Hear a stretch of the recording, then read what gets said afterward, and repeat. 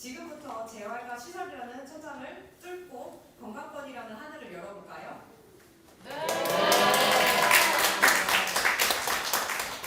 네, 이렇게 먼 길 와주셔서 다들 너무 감사드리고, 이 자리를 위해서 되게 수고해 주신 우리 준비위원 선생님들도 계시고, 또 주최를 해주시는 국회의원님들도 오시고, 또 많은 당사자 동지와 또 여러 가지 사정으로 참여하지 않았지만 또 부모님들도 이 건강권에 대해서 굉장히 관심을 많으세요.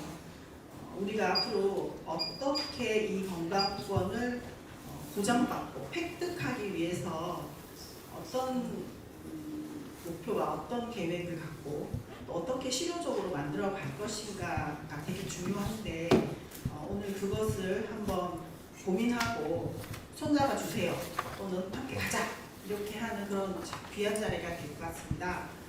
저는 이제 장애인 자녀를 좀 보호자이고 2017년도부터 전국장애인 부모연대에서 중복장애 특별위원회를 만들었고요. 여러 가지 복합적인 장애를 갖고 있거나 또 환자의 개념을 함께 포함한 그런 장애인의 정책을 이제 부모연대 안에서 담아내고 있었고, 우리 이제 전장현에서 건강권위원회를 만들면서 결합해서 함께 이 자리까지 오게 된 것 같습니다. 아무튼 함께 해주셔서 감사하고, 이 기회를 빌어서 장애인의 건강권도 동일하게 보통 시민들과 함께 우리가 더 누리고 보장받아야 된다는 것들을 말씀드리면서 인사에 가름하려고 합니다. 감사합니다. 장애인 건강권연대가 이렇게 출범하는 오늘 이렇게 뜻깊은 날에 저는 옛날에 한번 회상해 봤습니다. 제가 어릴 때 부모님은 우리 장애라는 장애아를 낳았다는 이유로 아이를 얻고 어느 유명한 이런 정술집도 찾아가고 유명한 데는 다 쫓아다녔던 것 같습니다. 그런 어린 시절을 보냈고, 그렇지만 선천적으로 이 성모이라는 장애 때문에 또 재활 이런 개념으로 살아왔는데, 이 나이 먹도록 보면은 장애인은 이게 재활에서 낳는다는 그런 개념의 아이인데도 불구하고 늘 국가 정책은 재활이었습니다. 그래서 지금 현대에 와서 보니까 이제는 모든 매스컴에서 비장애인 중심에서 건강 프로그램이 너무 많습니다. 그런데도 장애인들에 대한 건강 프로그램은 전혀 이렇게 하고 있지 않아서, 이제는 장애인과 비장애인의 같이 사는 세상에서 똑같은 이 건강 문제를 같이 다뤄야 되지 않을까. 그래서 법적이나 이런 것들을 정책적으로 이 장애인의 건강이 더 악화되기 전에 대부분 중증 장애인들 보면은 한 가지 장애가 아니라 중복 장애들이 많이 발생하는데, 아마 한국 사회나 어느 곳이든 비슷한 현상이 있지만은 조금 아파질 때 가서 치료받고 하면은 좀 덜 아파질 텐데, 이 중복 장애 더 아파질 때 최악의 됐을 때 병원에 가는 이런 우리 사회가 이제는 좀 개선돼서 누구나 쉽게 이런 건강이 보장될 수 있는 사회가 만들어졌으면 좋겠다 싶습니다. 감사합니다. 반갑습니다. 중국장애인 지구질병 공동대표 경석입니다.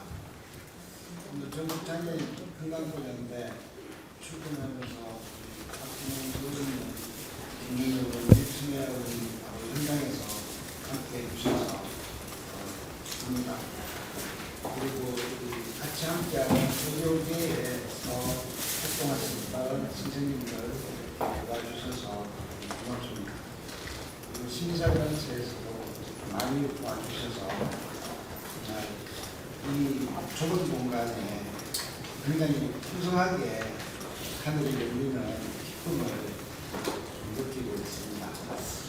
전국장애인 건강권연대가 출범하는 보도자료에 말이 정말 저를 부럽기도 하고, 그리고 계기를 가지기 위한 말이 있어서 말씀드리고 싶습니다.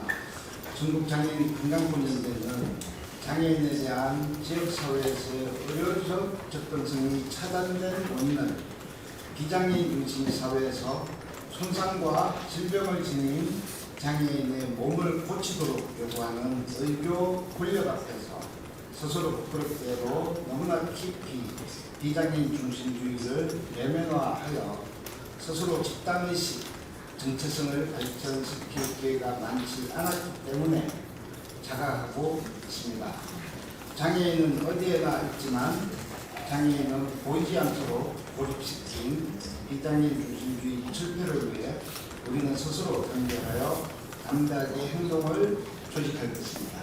이렇게 보도 자료가 나와 있어서 너무나 자랑스럽고 이게 하늘이 잘 열릴 것 같은 그런 동지들이 많이 있어서 좋습니다. 감사합니다. 바쁘시겠지만 꼭 이 말씀을 드리고 싶어서 박주석 활동하면 저희 친형이 박주석이거든요.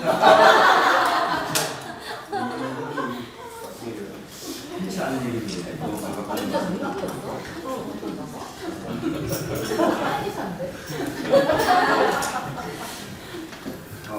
오늘 출범 진심으로 축하드립니다.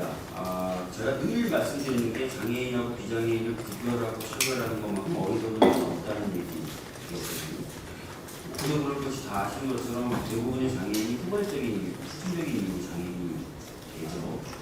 그리고 사실상 뭐 고령이라든지 여러 이유로 여러 가지 불편을 겪으시는 분들이 많은데요. 점점 많아지면서 모든 분들이 좀 함께 할 수 있는 편안하게 생활을 할 수 있는 사회를 만드는 것이 가장 현명하고 가장 비용도 전 적게 되는 일이라고 생각합니다.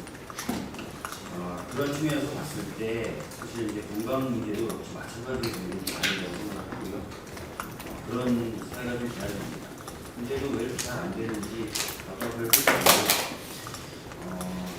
조금이나마 좀 나은 길로 갈 수 있게 저희들이 계속 노력을 하겠다는 말씀드리겠습니다.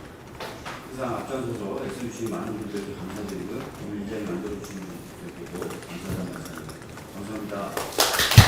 장애인 건강 연구를 처음 아마 했던 때가 한 2004년, 2005년 때쯤이었던 것 같습니다. 그래서 그때 장애인들이 건강검진을 굉장히 적게 받으시고 그 결과 고혈압, 당뇨병 같은 만성질환이 잘 관리가 안 되고 그러다 보니 이제 심장병, 뇌졸중 등의 2차적인 건강 문제로 또 발전하고 결국 장애인들의 평균 수명이 비장애인에 비해서 굉장히 짧고 이런 게 상황이라는 것을 그때 알게 됐는데요. 그리고 이제 거의 20년이 지났는데 예전에 비하면 그 장애인의 건강 문제에 대한 어떤 사회적 관심이나 인식의 수준은 많이 개선된 것 같지만 그때에 비해서 장애인의 건강권이 많이 개선됐냐라고 하면 그 답은 좀 아니가 된 것 같습니다. 그러다 보니 20년간 뭐 했나 이런 생각이 이제 가끔 이런 행사에 올 때마다 들고요. 제가 도취의식이 있다는 말씀을 드리고 싶습니다. 그런데 왜 장애인 건강권이 잘 보장되지 않는지 20년 전에 장애인들이 건강검진을 잘 못 받는다는 사실이 밝혀졌음에도 불구하고 여전히 장애인의 건강검진 수검들은 개선되지 않고 있는지를 돌아보면 우리나라 의료가 여전히 굉장히 상업적이고 인간 중심이고 여서 그런 게 아닌가 싶습니다. 그러니까 그 공공성, 우리나라 의료가 얼마나 공공적이냐를 가늠할 수 있는 가늠자, 리트머스 시험지 같은 게 장애인들의 건강성이 얼마나 보장되는가가 아닐까 싶습니다. 개별적으로 장애인의 건강권을 보장하기 위한 프로그램이나 정책도 중요하지만 사실 우리 사회에 우리나라 의료 체계의 공공성이라고 하는 게 공공성이 지금보다 훨씬 더 높아져야 되지 않을까라는 생각을 하게 됩니다. 지금 당장은 부대 증원과 관련된 의정 갈등, 의료 대란 때문에 너무 정신이 없어서 장애인 건강권 문제를 구체적으로 챙기고 있지는 못한데 아마 내년 초면 좀 정리가 될 것 같고 그때쯤 조금 더 구체적인 그 과제, 법률 정책을 가지고 여러분들과 만나뵀으면 좋겠습니다. 감사합니다. 오늘 장애인 건강권 연대 출범을 진심으로 축하드립니다. 이런 게 없어도 좀 국가가 알아서 장애인 건강권을 보장하기 위한 정책을 당연히 마련하고 해야 되는데 지지부진하는 가운데 어쩔 수 없이 당사자들 정말 당사자가 나서지 않으면 안 된다라는 절박한 심정으로 우리 김신혜 대표님을 위하 또 우리 여러 활동가님들께서 힘을 내서 장애인 건강권 연대를 출범하게 된 것 같습니다. 앞에서 우리 박주민 위원장님 또 우리 김용 의원님 말씀 잘 해주셨는데 장애인 건강 증진에 관련한 법률이 제정이 되고 지금 수년이 지났는데요. 자료를 통해서 이번에 국정감사 기관에 좀 자료를 요청해서 봤더니 장애인 건강 검진 지정 병원이 전국에 몇 개가 좀 안 되게 있던데 그 병원 중에 장애인 건강 검진을 할 수 있는 도구를 갖고 있는 병원은 12개인가? 밖에 안 되더라고요. 그러니까 말은 법도 있고 건강검진 다 해라 이렇게 막 2년에 한 번씩 경년으로 올해는 짝수년도죠. 뭐 이렇게 한다고 하는데 사실 장애인은 가면 기본적인 키도 될 수 없고 몸무게도 못 재고 기본적인 이런 간단한 기구도 배치를 안 하고 있는 현실입니다.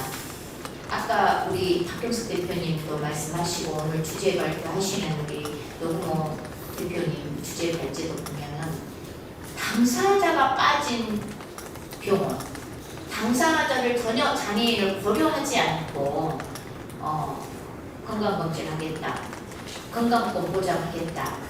이게 다 비장애인 중심 사회에서 비장애인을 기준으로 도구 만들어 놓고 장애인도 와라. 그리고 또 장애인은 항상 의료적 관점으로 치료해서 장애를 극복하고 치료받아서 나서라. 이런 관점으로 접근하는 수준이 오늘날 한국 사회의 장애인 건강법을 말하고 있는 수준이다라는 점에서 정말 통탄을 금치 못할 것 같습니다. 그래서 일단 제가 국회에 들어와 보니 할 수 있는 일이 해야 될 일이 할 수 있는 일이 될지 모르겠지만 해야 될 일이 너무 많은 거예요. 그래서 정말 답답하고 국회에서 열심히 하다 보면 저도 어떻게 건강권이 어떻게 될지 모르겠다라는 생각이 좀 들어요. 지금도 막 죽었습니다. 네, 잠도 못 자고요. 하여튼 우리 박지민 위원장님은 거의 누가 그러더라고요. 유명하대요. 국장에서부터 스타일이 쉬고 다니지도 못하는 것 같다. 이런 말이 있으시더라고요. 정말 너무 바쁘고 많은 일들이 있지만 우리 적어도 보건복지위원회에서 항상 우선해야 될 가장 우리 사회에 취약한 위치에 놓여 계신 우리 장애 당사자들, 장애인분들 건강권 꼭 챙겨서 이번 건강권 연대가 출범도 했으니 달라져야 될 것, 바꿔줘야 될 것, 가장 중요한 관점부터 바꿔줘야 된다라는 주장을 저도 계속하면서 국회에서 여러분을 만드는 일을 열심히 하겠습니다. 주말에도 이렇게 시간과 공간을 어떻게 할 수가 없어서 오늘 우리 김신혜 대표님 그 발달장애 부모님이시고요. 정말 너무 열심히 투쟁하고 계시는 현장 활동가신데 토요일이라도 이렇게 건강권 연대 출범을 하게 된 것을 다시 한번 진심으로 축하드리고 함께 하겠다는 말씀 드립니다. 감사합니다. 안녕하세요. 국회 보건복지위원회 더불어민주당 간사 국회의원 강선우입니다. 전국 장애인 건강권 연대 출범 진심으로 축하드립니다. 오늘 행사를 준비해 주신 전국 장애인 부모연대 김신혜 위원장님 비롯한 모든 관계자 여러분께 감사드립니다. 장애인 건강권은 단순히 치료받을 수 있는 권리뿐만 아니라 일상에서 먹고 운동하고 예방하는 장애인의 전반적인 삶을 지원해서 건강에 대한 최선의 수준을 향유할 수 있는 권리입니다. 지난 국회에서는 장애친화 산부인과에 대한 국비 지원 법적 근거를 마련하고 장애아동에 대한 전문재활치료 제공의 책임을 국가가 지며 발달장애인 거점병원의 광역당 1개소 의무 설치를 위해 노력했습니다. 최근에는 희귀질환자들의 특수식 섭취를 돕기 위한 법률도 발의했습니다. 그러나 여전히 장애인 건강권의 실태는 열악하며 실효성 있는 장애인 건강권법을 위해서는 나가야 할 길이 멀다는 사실 잘 알고 있습니다. 오늘 전국 장애인 건강권 연대의 출범은 장애인 건강권법 개정의 방향성을 장애인과 장애인 부모가 직접 논의하고 만들어가는 자리입니다. 지금까지 의료 공급자 중심의 논의로는 부족했던 장애인 건강권의 공백들을 채워나갈 수 있는 시작점 될 것이라고 믿습니다. 저 또한 국회 보건복지위원회 간사로서 오늘의 논의에 귀 기울일 것이고요. 장애인이 진정한 건강권을 보장받을 수 있도록 최선 다하겠습니다. 함께해 주신 모든 분들께 다시 한번 감사드리고요. 여러분의 가정에 건강과 행복 가득하시기를 기원합니다. 감사합니다. 여러분 안녕하세요. 여러분과 늘 함께하는 국회의원 장종태입니다. 전국 장애인 건강권 연대 출범을 축하드립니다. 지난 8월 제 사무실을 찾아주셨던 장애인 차별연대 여러분을 지금도 기억합니다.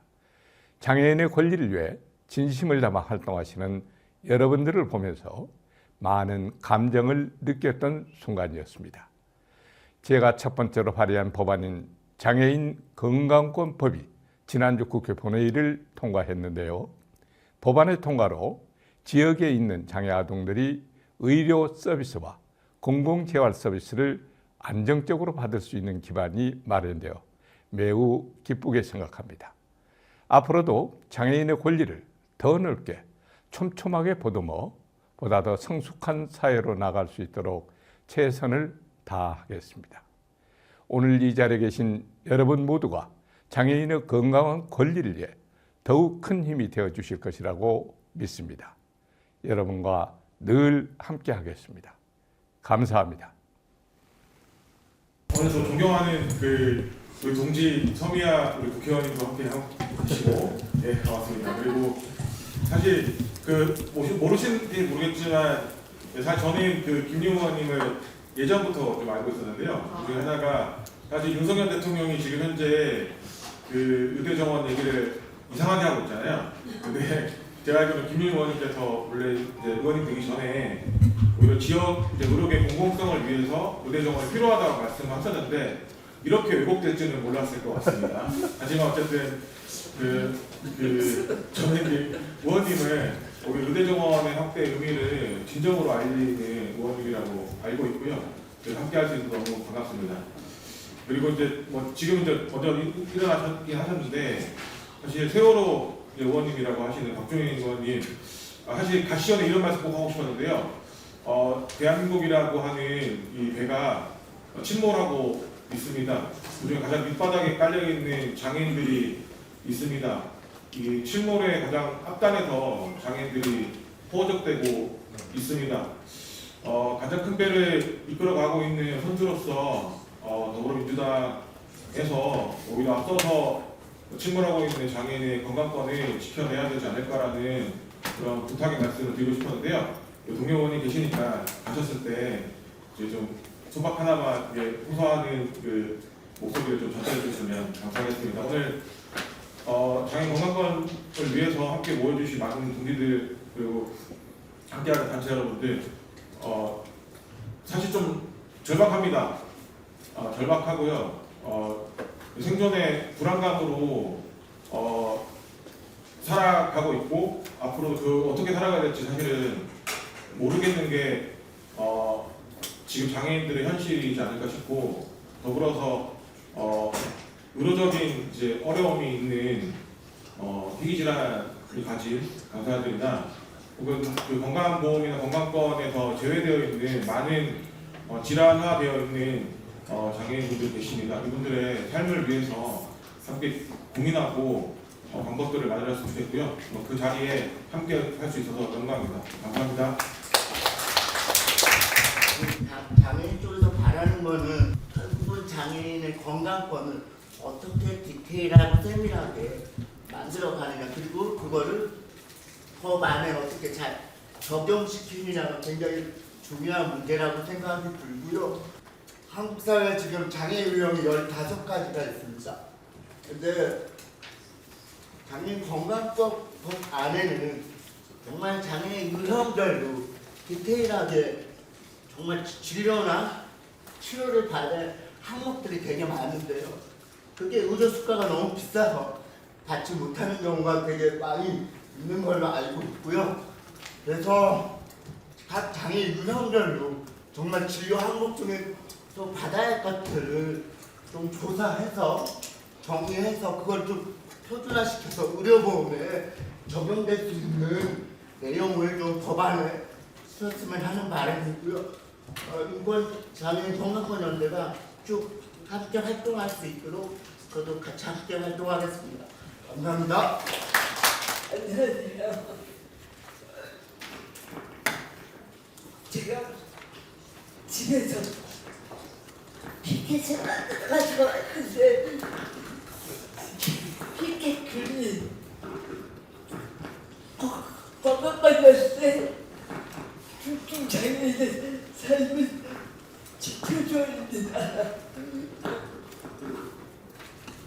제가 작년에 자궁 내막암 진단을 받고 수술을 했습니다. 그리고 항암 치료를 2차까지 받았지만 저를 수술했던 의료진 공사가 저 같은 중증장애 여성을 어떻게 치료해야 될지 그거를 모르시더라고요. 저는 건강관련제가 출범하면서 의료계에서 장애만을 그런 논문이라도 의료 논문을 의사들이 공부하고 쓰듯이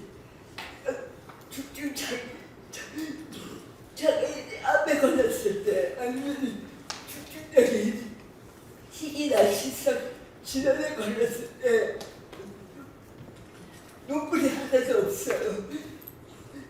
제가 찾아봤지만 우리나라도 그렇고 선진국이라고 해도 그거에 대한 논문도 의사들이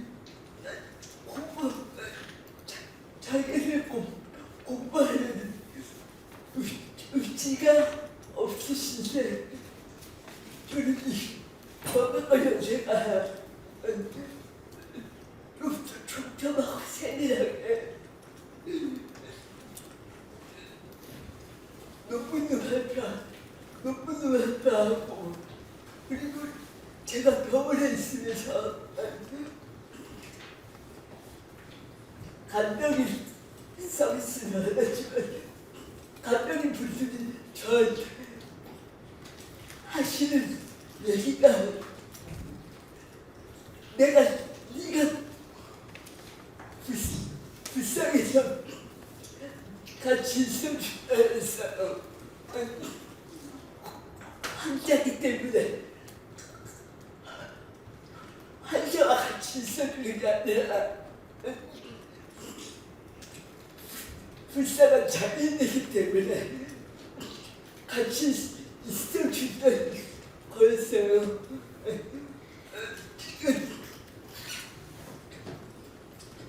의료적인 공부도 해야 되겠지만 중증장애를 가진 환자가 있는데 그 환자를 도와주신 강병인에 대한 교육도 정말 필요하다고 생각합니다. 그런 디테일한 오늘 정책들을 여기 서명훈과 김윤 의원님 그리고 우리 건강하셨어요. 같이 만들어갖고 연대했으면 좋겠습니다. 감사합니다. 저는 발달장애인 엄마이자 오늘 출범하는 장애인 건강권연대 장애인 부모 이사인 김미범입니다. 오늘까지 장애인 부모연대는 발달장애인의 교육권, 노동권, 주거권의 쟁취를 위해 좌고우면하지 않고 쉼없이 달려왔습니다. 성에 차지는 않지만 조금 나아진 것 같기는 합니다. 이제 전환점을 돌아서 그 모든 투쟁에 장애인의 생존이 달린 건강권 투쟁을 병행하려고 합니다. 오늘 하늘이 열리는 날 당군 왕건께서 널리 세상을 이롭게 한다는 홍익인간의 뜻으로 이 땅에 문을 연 날 널리 장애인의 건강권을 만들고 회복하고 공유할 수 있는 새 날의 문을 여는 의미가 선포되는 출범 대회라고 생각합니다. 함께 해주심에 다시 한번 감사드립니다. 응급실 뺑뺑이를 아시지요? 너무 유명하니까 요즘은요. 지난 추석 때 국민들은 아프면 절대 안 된다는 초유의 건강염려 추석을 보내야 했고 불안해했습니다.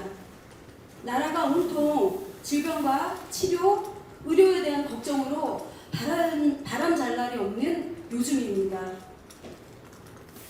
그런데 발달장애인들에게는 장애가 있다는 이유로 이런 의료기관 뺑뺑이가 일상의 삶을 살고 있습니다. 진료 거부와 치료 거부가 당연시 되는 삶. 아이를 치료하기 위해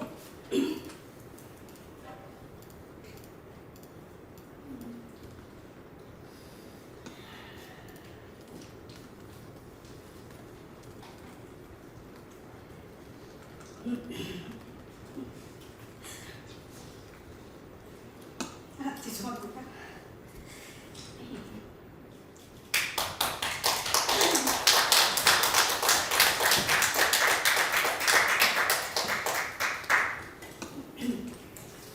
아이를 치료하기 위해 온 사방의 병원을 알아보고 물어보고 한숨 짓고 눈물 흘리는 게 발달장애인 부모의 일상입니다. 발달장애인도 아플 때 치료받을 수 있어야 하지 않을까요? 발달장애인도 아프기 전에 건강검진을 받아야 하지 않을까요? 이런 비장애인들이 누리는 일상의 삶을 발달장애인인 내 아이가 누리고 살 수 있기를 바라며 저는 오늘 장애인 건강권연대에 몸을 담고 이 투쟁에 함께 하려고 합니다. 오늘 여기에 함께 해주신 여러분들께서도 많은 관심과 응원과 지지를 보내주시면 감사하겠습니다. 감사합니다.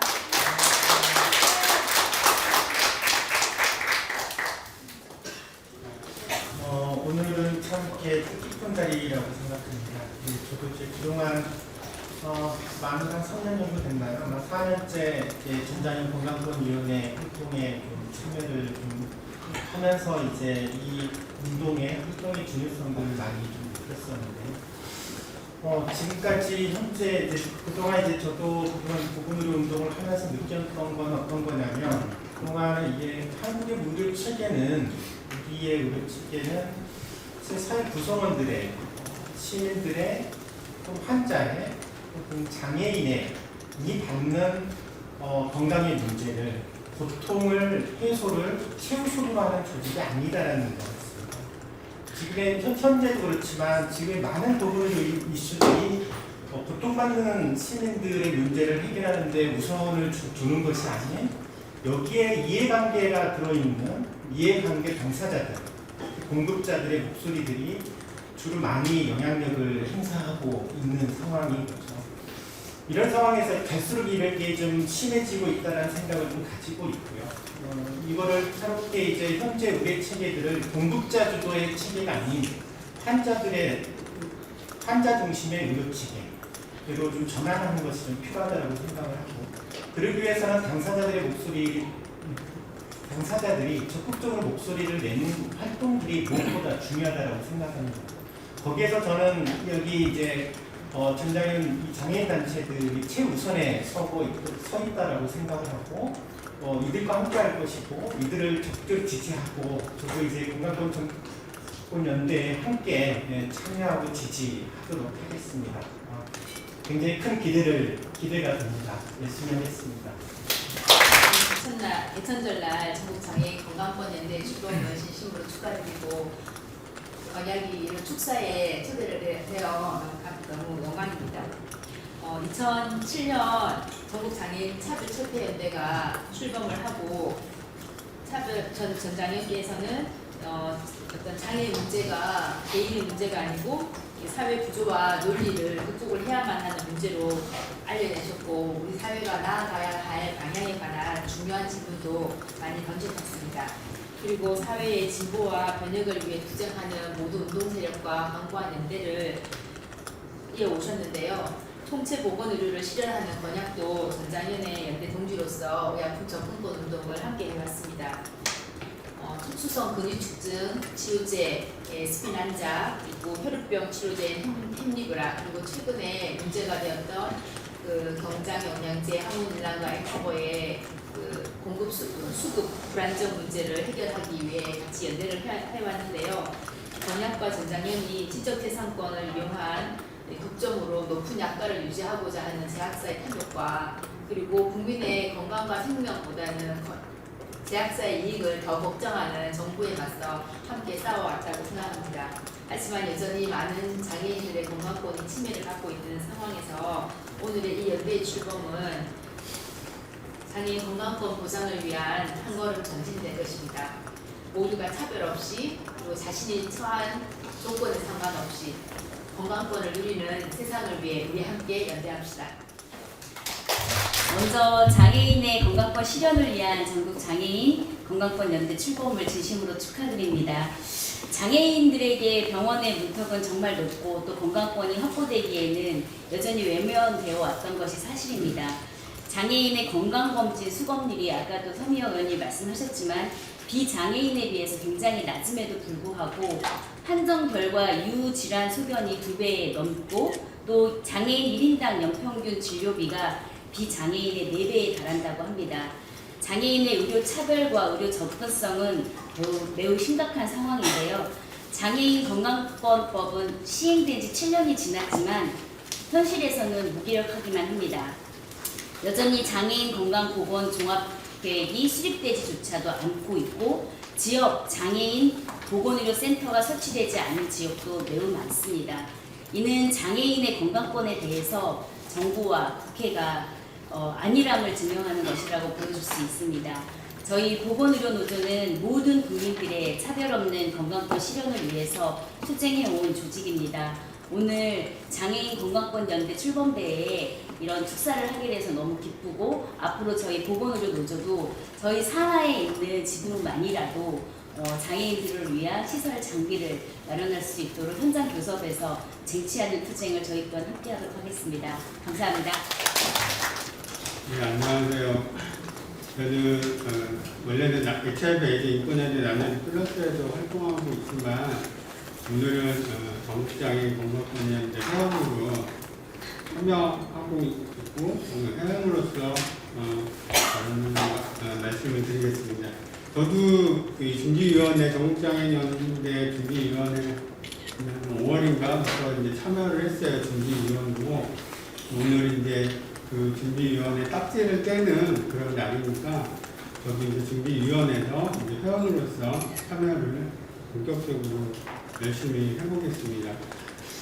저는 HIV 에이즈로 감염인이고, 또 그 에이즈라는 질병으로 인해서 여러 가지 의료 차별들을 많이 겪고 왔습니다.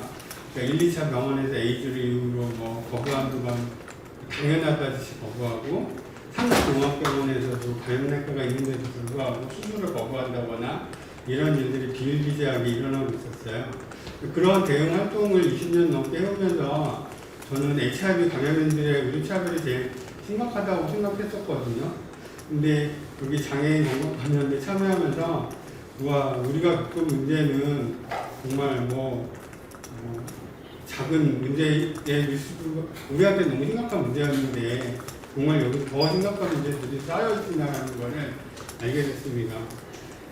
장애에 필요한 의료적 처치나 장비 이런 것들이 보험 적용이 안 돼서 엄청나게 많은 부담을 떠안아야 되는데 경정영양제를 맞아야 하는데 그게 장애라는 이유로 보험 적용이 안 된다든지 앞서서 말씀하셨듯이 발달장애인들은 건강검진 받기도 어려울 정도로 진료 거부가 심각하고 어떻게 보면 응급실 뺑뺑이 시초 같은 분들이 아마 시초 같은 겪었던 분들이 아마 발달장애인 분들인 것 같은데 그래서 저도 많이 배우고 또 경험하면서 앞으로 제가 HIV 활동하면서 겪었던 그 의료차별과 활동들 그리고 장애인으로서 또 HIV 감염인으로서 환자로서 경험했던 것들을 의료차별과 싸움을 경험했던 것들을 전국 장애인 건강권 연대에서 한번 제가 할 수 있는 여력만큼 열심히 미약하지만 열심히 해보겠습니다. 가장 중요한 건 많은 사람들과 연대와 지지 그리고 함께 참여해주고 목소리 내주는 게 가장 중요하다고 생각합니다. 여러분 많이 함께 해주시면 고맙겠습니다. 감사합니다. 공공사회연대에서 활동하고 있는 정성철이라고 합니다. 전국 장애인 건강권 연대 공식적인 출범을 진심으로 축하드리면서 할 일이 많아지셨구나라는 좀 걱정도 되는데 다 아시다시피 장애인의 권리는 비장애인의 권리와 연결되어 있습니다. 그리고 지금까지 수십 년 동안 장애인의 권리를 위해서 투쟁했던 그 결과는 우리가 경험적으로 전체 사회의 인권을 상승시켰다라는 것을 느끼고 있기도 합니다. 그렇기 때문에 이 건강권 연대에 앞으로의 싸움에 함께하지 않을 이유가 단 한 가지도 없다라고 생각하면서 또 함께 해주십사 제안을 드리고 싶기도 합니다. 오늘은 세계 주거의 날을 맞아서 한국에서도 주거의 날 행진을 하는 날입니다. 제가 입고 있는 검은색 티셔츠에는 9가지 국가의 언어로 주거권이라고 적혀 있는데요. 건강권 보장을 위해서 주거권 보장은 필수입니다. 병원에서 치료받는 것과 더불어서 발열과 통풍이 잘 되고 안전한 집에서 쉬고 치료받는 것 역시 건강권과 밀접한 관계가 있기 때문입니다. 그래서 이 모두의 주거권을 쟁취하기 위한 시설이 아니라 지역사회에서 내가 지인들과 친구들과 집에 초대해서 함께 살 수 있는 세상을 위한 싸움에도 함께 해주시길 요청드립니다. 그리고 또 돈 걱정 없이 병원 이용을 하기 위해서는 의료보장 정책이 제대로 잘 작동해야 합니다. 가난한 사람들이 이용할 수 있는 의료보장 정책은 대표적으로 의료급여가 있습니다. 하지만 이 의료급여가 기존에도 부양노자 기준으로 인한 사각지대가 크고 비급여로 인한 이충족 의료가 높은 문제를 갖고 있습니다. 이런 문제를 해결해야 함에도 정부는 지난 7월에 이 의료급여 수급자들의 본인부담 체계를 개편하겠다라는 계획을 발표했습니다. 정액제에서 정률제로 바꾸겠다라는 것인데 결론적으로 모든 의료급여 수급자들의 의료비용이 증가할 것이고 또 한편으로는 예측 불가능한 의료비 때문에 병원 이용을 포기하거나 의료비가 너무 많이 나와서 생활비를 더 극도로 줄여야 하는 상황이 발생하게 될 것입니다. 그렇게 저희는 이것을 개편안이 아니라 개혁안이라고 이야기하고 있고 전체 빈곤층의 건강 불평등을 악화시킬 것이 확실하기 때문에 철회를 요구하고 있습니다. 그 철회하는 활동에도 함께 해주시기를 요청드리고 싶습니다. 다시 한번 전국장애인 건강권연대 출범을 진심으로 축하드리고요. 장애인의 건강권을 통해서 이 전체 사회 건강권 실현을 향한 실천에 저희도 함께할 것을 약속드리겠습니다. 감사합니다. 전국 장애인 건강권 연대 출범을 축하합니다. 안녕하십니까. 저는 건강사행 네트워크 공동대표이고 아픔의 실거리 공동행동의 공동대표를 맡고 있습니다. 그리고 좋은 공공병원 만들기 운동본부의 정책위원장 역할도 하고 있는데요. 오늘 장애인 건강권 연대가 출범한다고 해서 축하하기 위해 이 자리에 모였습니다. 장애인들의 건강권을 활성화하기 위해서 장애인들이 더 많은 활동이 필요하고 또 더 많은 단체가 연대하는 것이 필요합니다. 아무쪼록 저희들도 끝까지 함께 할 테니까 장애인 건강권 운동이 활성화되고 장애인들이 건강권의 주인으로 우뚝 서기를 바랍니다. 축하합니다.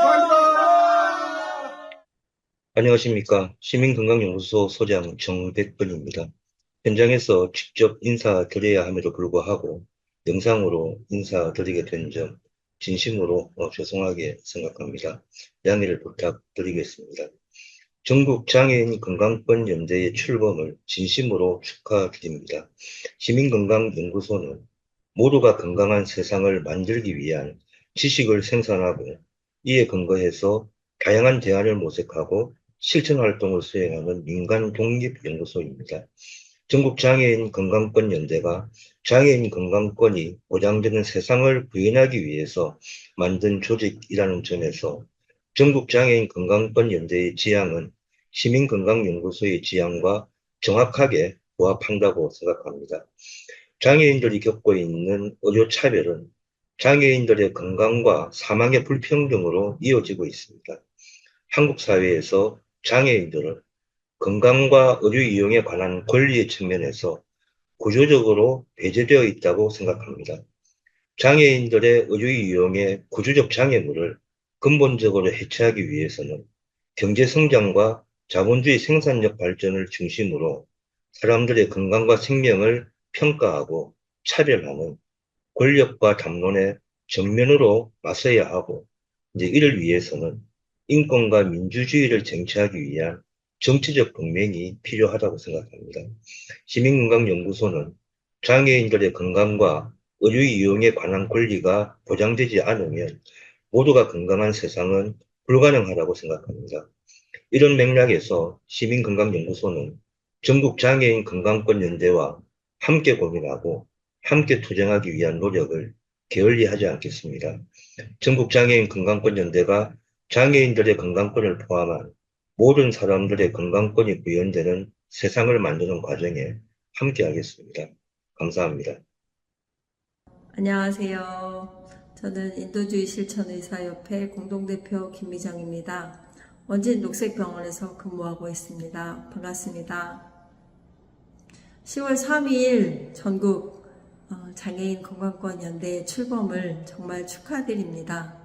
우리 단체는 7년 동안의 전장현의 이동권 투쟁을 적극 찬성하였던 단체인데요.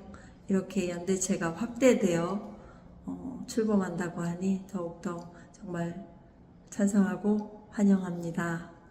네, 안내문에 쓰셨듯이 코로나 때 의료 접근성이 떨어지는 의료 소외계층 분들이 코로나가 더 많이 발생하고 그리고 더 많이 돌아가셨다는 안타까운 소식들을 저희들이 접하고 있습니다. 이렇게 확대된 연대체가 다시 출범하게 돼서 장애인 당사자분들이 원하는 그런 소득 보장과 의료 보장 이런 것들을 요구하고 싸울 수 있는 단체가 생기게 되었다는 건 정말 시대에 필요한 일인 것 같습니다.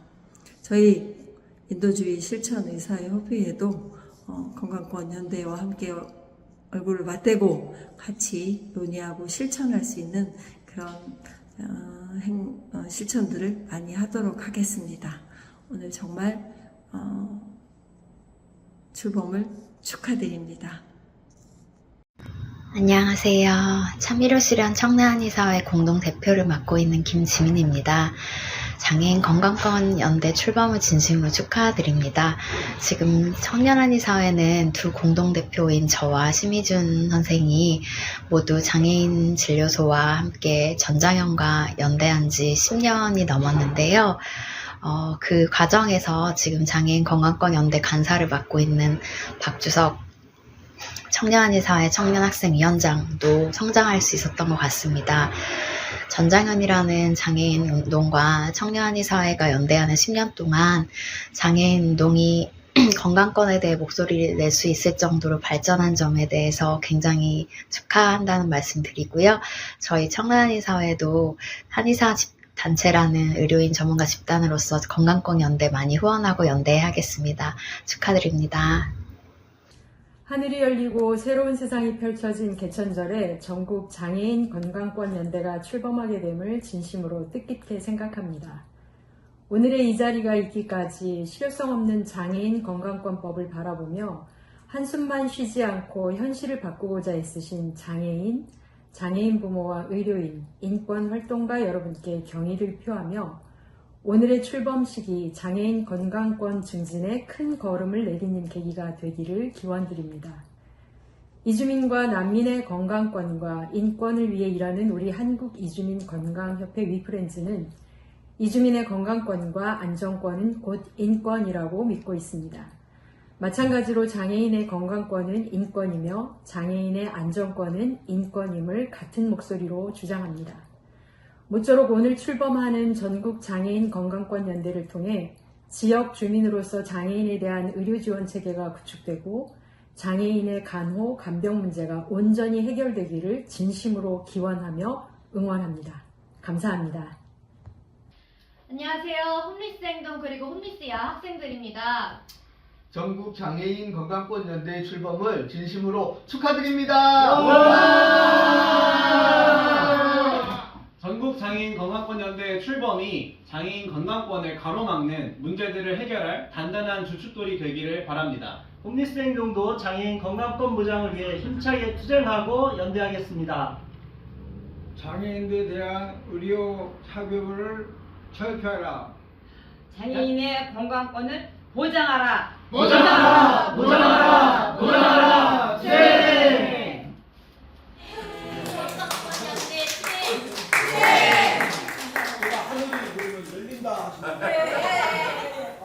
하늘이 열린다! 열렸어! 한 번만 더 하겠습니다.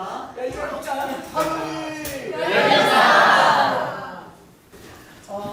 일단 너무 감사드리고 이렇게 국회의원님부터 시민사회 단체 활동가들까지 얘기를 쭉 들으니까 건강권 진짜 더 복잡해졌다 이런 생각이 드는데 두 가지로 좀 이제 저희가 좁혀서 건강권에 대한 개념을 좀 말씀드려야 되겠다 싶어요. 저의 딸이 이제 그 치과 위로간으로 밥을 먹는 사람이거든요. 근데 이제 처음에 위로간으로 밥을 먹을 때는 이제 병원에 태어나기 그냥 그런 거 했죠. 근데 집에 와서 이렇게 임원 관리가 안 되잖아요. 입으로 음식을 먹지 않고 그러니까 임원 관리가 안 되고 치아 관리가 안 되어서 동네 치과에 가면 이제 발달장애인이니까 이게 도저히 진료가 너무 어려운 거예요. 스케일링 자체가 어렵고 치솔질 자체가 알다시피 다 깨물고 뭐 도저히 할 수가 없어요. 그래서 이제 그거를 관리 안 하고 놔두니까 치석이 계속 생기고 잇몸이 출혈이 계속 생겨요. 그래서 이제 결국은 치과 전문 병원에 가서 마취를 하는데 마취도 그냥 안 되잖아요. 전신 마취를 하고 이제 치과 스케일링을 위해서 전신 마취를 처음 하게 됐죠.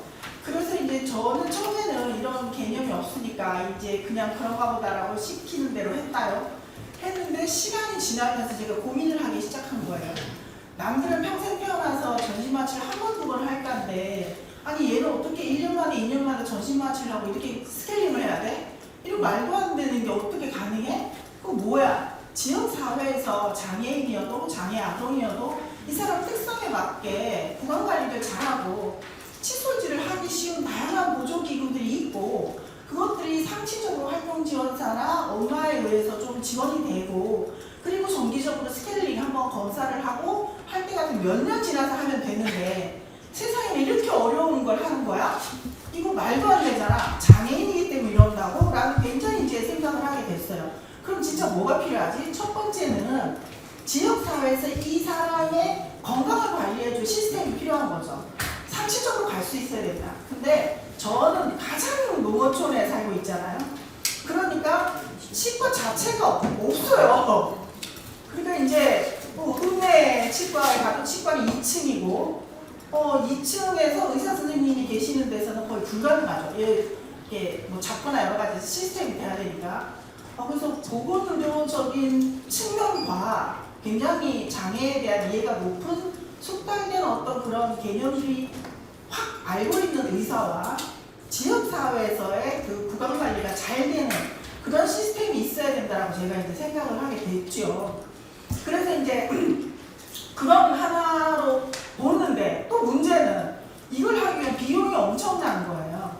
전신마취를 할 때마다 저희가 이제 서울대학교 여기 중앙구강센터에 오는데 전신마취를 할 때마다 보험 그 마취비가 비급여로 140만 원씩 내야 돼요. 아니 무슨 이거를 1년, 2년마다 이렇게 내냐고. 이게 지금 사람이 죽으라는 거야. 발달장애인 아시다시피 한 30대 되면 이가 온전한 사람이 없어요. 그래서 이제 부모연대에서 처음으로 아마 2020년도인가 그때 그 전신마취 비용 부담에 대해서 급여하라라고 해서 스케일링은 급여 항목이기 때문에 전신마취 부분에 대해서 급여가 됐어요. 그래서 얼마예요? 그래도 40만 원이에요. 그래도 40만 원이에요. 어마어마한 돈이에요. 그런데 발달장애인 중에서 턱관절이나 앞관절이 안 좋아서 이것을 치료의 개념으로 치료하고 전신마취해야 되는 사람도 많거든요. 그런데 이게 그냥 보통 사람 같으면 그렇게 하겠는데 특수하게 뭔가 조작이 들어가야 될 전문 기술이 들어가야 될 의료 시스템에서는 이거는 비급여 항목이기 때문에 이것도 전신마취 비용 비급여로 들어가는 거예요. 그래서 일부 혜택을 받지만 결국 많은 다양한 발달장애인 아이들이 혜택을 못 보고 여전히 보호자가 한 번 치료받을 때마다 200만 원씩의 부담을 전남에 계신 우리 부모님이 받고 계시는 거죠. 그래서 너무 잘못됐다. 이제 이런 거예요. 거기서 우리가 하나하나 보호자들이 지역사회에서 살기 위한 시스템이 하나도 없잖아. 하나도 없는데 왜 이런 얘기를 안 하지? 이제 이렇게 시작이 된 겁니다. 그래서 이제 이 건강권 연대가 여기까지 왔다고 보면 되는데 저의 이야기는 그런 이야기들로 쭉 적혀 있고요. 그래서 제가 간단하게 빨리빨리 한번 읽을게요. 왜 이게 필요한지. 네. 그리고 이제 저를 아시는 분은 제 딸을 제가 휠체어에 이렇게 태우고 다니니까 뇌병변 장애인 줄 아는데 되게 명백하게 지적장애인입니다. 뇌병변 장애는 이제 발이 휘어가지고 진단을 받기는 받았지만 실제로 이제 갖고 있는 그 정체성은 지적장애인인데 저희 딸은 지적장애에 이제 치료 불응성 약물에 반응하지 않는 난치성 뇌전증과 그리고 이제 위루관으로 음식을 먹고 있고 그리고 그러니까 여러 가지 복합적인 장애를 다 갖고 있고요. 성조숙증으로 7살 때부터 15살 때까지 적극적인 치료를 받았음에도 불구하고 여전히 현재 키가 매우 작은 상태로 이렇게 살게 됐어요. 그래서 저는 이제 아까 우리 김미범 회장님 울컥했을 때 그 심정이 이제 100번 이해가 되었는데 지금 이제 그때 생각이 났어요. 코로나 시기에 저희 딸도 이제 코로나에 걸렸는데 그때 이제 같이 있다가 저도 감염이 됐거든요. 근데 우리 딸이 코로나에 걸려서 병원에 입원을 하지 못하고 집에서 그냥 약을 먹여야 되는데 얘는 위루관이니까 위루관으로 먹는 사람은 먹는 우유가 딱 한정돼 있기 때문에 특별히 위장 장애가 없어요. 근데 얘가 약을 많이 먹으니까 이제 갑자기 구토를 하는 거죠. 근데 먹는 양이 굉장히 제한적으로 딱 1600칼로리로 제한되어 있는 사람이 먹으면 토하고를 반복했을 때 급격한 탈수 현상이 일어나도 다르게 뭔가를 할 수가 없어요. 그래서 저가 이제 동네 병원에 가서 링겔이라도 맞으면 얘가 좀 좋아질 것 같다. 수액 처방을 해다오라고 하니까 절대로 이제 불가능한 거죠. 코로나로 입원이 가능한데 코로나 증상은 열이 나고 호흡기 질환이 나야 되는데 얘는 호흡기 질환이 없는 거예요. 그래서 안 된다고 해서 뺑뺑 돌다가 이제 119님이 다시 우리 집에 내려다 주고 아이는 이제 점점 처지고 제가 봤을 때 명백한 탈수증인데 이것만 해결되면 될 것 같은데 왜 안 되지? 그러다가 제가 차를 몰고 이제 병원을 응급하지만 강릉아산병원으로 가게 됐습니다. 강릉아산병원에 갔는데 역시 코로나라고 안 된다고 기다리라고 대기하라고 그렇게 했는데 아이는 이제 기다리는 2시간 동안 완전히 처져서 물 하나 먹지 못하고 약도 못 먹는 상태가 되니까 뭐 방법이 없는 거예요. 그래서 엄마 입장에서는 막 항의를 하고 사정해도 안 되어서 결국은 제가 차에 저희 딸을 태우고 응급실 돌진했습니다. 그래서 막 경찰이나 병원 관계자가 응급실에서 그 업무 방해죄가 굉장히 크고 저보고 이제 잡아간다고 그렇게 잡아가라고 몇 달 주는 거잖아요. 낫겠다. 진짜 우리 여기 동지들이 휠체어에 이렇게 앞에 이렇게 뭐예요? 스테인레이스 이거 감고 막 유리문 돌진하는 것처럼 저도 그렇게 해서 이제 병원에서 다행히 고발을 하지 않고 병원에서 들어가서 놀라운 거는 수액 하나 맞고 아이가 상태가 좋아지고 이제 약을 먹고 반응을 하고 이틀 뒤에 다 나왔어요. 엄청 심플한 건데도 우리 지역에서는 불가능했고 그것이 여러 가지 의료 작동 체계에 상당한 문제가 있다는 게 계속 이제 확인이 되잖아요. 그래서 이제 그런 마음으로 지금 건강권 연대가 모여 있습니다. 그래서 함께 해주신 분들 너무 감사하고 많은 의견들을 받아들이지만 저는 가장 실효성 있고 누군가 다 이 시스템의 작동을 받아서 건강하게 살기 위한 그런 것들을 만들어내는 게 건강권 연대 저는 목표라고 생각합니다. 개인적인 얘기를 좀 하면 2002년 10월 17일은 제가 잊어버리지 못하는 날입니다. 5살 된 딸이 감기로 인해서 고열이 났고 다음 날은 언니 집에서 소풍을 가는 날이어서 김밥을 사달라고 이야기를 했었습니다. 그날 밤을 마지막으로 딸은 혼수 상태에 빠지고 1년간 중환자실에서 한가 죽음의 경계를 돌다가 안정이 되었습니다. 일반실로 옮기고 1년 동안 병원에 입원해서 재활치료를 하게 되었고요. 2년간의 병원 생활을 거쳐서 엄마에게 병원비와 보건의료 시스템에 대한 고민을 하는 기회를 만들어 주었던 것 같습니다. 당시 병원비는 1,000만 원이 넘었고 금액이 너무 커서 매주 업무과에서 찾아와서 병원비를 중간 정산 계속 하라고 독촉을 했었습니다. 사실 일반적인 가정에서는 몇백만 원의 그 병원비를 부담하는 건 쉽지 않았죠. 그래서 처음에는 차를 팔고요, 당연히. 두 번째는 이제 집을 팔아서 전세로 옮기고, 세 번째는 남편 회사에서 모금 활동을 하고, 그렇게 해서 병원비를 겨우 충당했고, 이후에 우리 딸이 들어있던 보험에서 하루 얼마 입원비 이제 이렇게 나오면서 그 금액을 억지로 부담했던 것 같습니다. 그때 어쨌든 저는 처음으로 국가의 책무에 대해서 생각했었어요. 저는 되게 열심히 살았고 국가가 이렇게 어려운 사정이 생겼을 때 책임을 져야 되는데 왜 힘이 되지 않지 국가가? 이런 생각을 했었습니다. 병원에서 태어나고 집에 와서 더 문제였는데요. 의료적 지원이 필요한 딸은 보건소와 협업이 필요했는데 보건소는 방문 진료와 사회 지원이 전혀 되지 않았고 보호자가 모든 것을 책임져야 했습니다. 근데 저희 딸은 이제 그 석션, 가래를 뽑아내는 석션까지 이렇게 목과를 갖고 있었는데 그게 너무 힘들더라고요. 목과를 뺀 다음에 이 티켓을 소독을 내려야 되는데 저는 이제 사실 그런 게 필요하면 병원에서 태어날 때 알려줘야 되잖아요. 이거는 언제 해야 되고 이게 그런 시스템이 하나도 없는 거예요. 그래서 아니 이걸 어쩌라는 거야 나보고 뭐 이게 태어날 때 이게 석션기를 사들고 가라고 팁도 사고 가라고 해서 석션이랑 팁을 다 사왔는데 결국 가장 중요한 건 목과를 티켓을 어떻게 할 수 없잖아요. 그래서 다시 이제 병원에 얘기해서 입원해서 한 달 동안 있으면 또 호흡제한에 성공을 해서 결국 이걸 막아야겠습니다. 이제 천만다행으로 생각을 하긴 하지만 너무나 그때 황당한 그런 걸 제가 다 겪은 거죠. 그래서 보건의료적인 지원과 지역사회 체계가 필요하다고 명백하게 생각하고 부모운동을 통해서 당시에는 이제 학교를 갔어야 됐기 때문에 교육권 활동을 계속 했었습니다. 그런데 아까 우리 권달주 선생님께서 말씀하신 것처럼 늘 치료실로 가고 재활 대상이 되어야 되는 아이들이 계속 온 거예요. 치료실에 가면 엄마들이 언어치료, 미술치료, 심리치료만 하면 아이가 정상으로 될 것 같은 그런 마음으로 치료를 하죠. 물리치료도 마찬가지예요. 물리치료도 하다가 안 되면 뒤에 아킬레스건이나 이런 것들 밀리는 수술을 계속 하게 되는데 저는 너무 그것이 충격적이었거든요. 미국 같은 데는 오히려 5살 된 아이한테 휠체어를 더 잘 몰 수 있는 기능적을 보강해주는 보조기구들을 활용해서 아이를 스스로 움직이게 하고 이동을 보장하고 자기가 사회 참여할 수 있는 것들을 알려주는데 우리나라는 전부 다 몸을 어떻게 뭔가 이렇게 치료하는 방식이더라고요. 그래서 제가 장애가 치료와 재활에 국한되지 않고 특성으로 지원이 필요한 사람에게 지원이 되어야 되는 새로운 운동이 필요하다고 늘 생각을 했었습니다.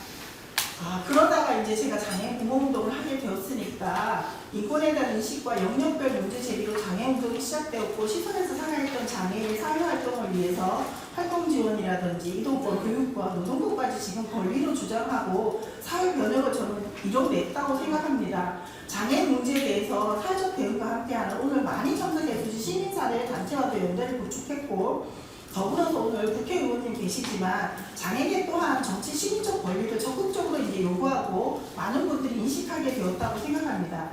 이제 자기 욕구에 기반한 생존권, 사회권에 대한 요구가 필요해졌고요. 사회권은 기본적으로 살아가는데 필요한 복지 서비스와 사회 참여가 가능해야 한다는 것입니다. 비장애인과 같이 모든 영역에 접근할 수 있어야 되고 동등하게 누릴 수 있어야 되는데 그러려면 시대 흐름에 맞게 세분화되고 맞춤식의 정책이 필요합니다. 신체, 정신의 손상, 재활의 개념이 아니고 지역사회에서 안전하게 유지하고 관리받을 수 있어야 한다는 개념으로 건강권이 이제 확장되고 저희는 이 건강권은 사회적 운동의 차원으로 인간에 기반한 정당한 요구라고 생각합니다. 사회운동으로 건강권은 매우 포괄적입니다. 제가 아무리 건강권을 얘기를 해도 많은 분들이 치료받을 병원을 알려주세요.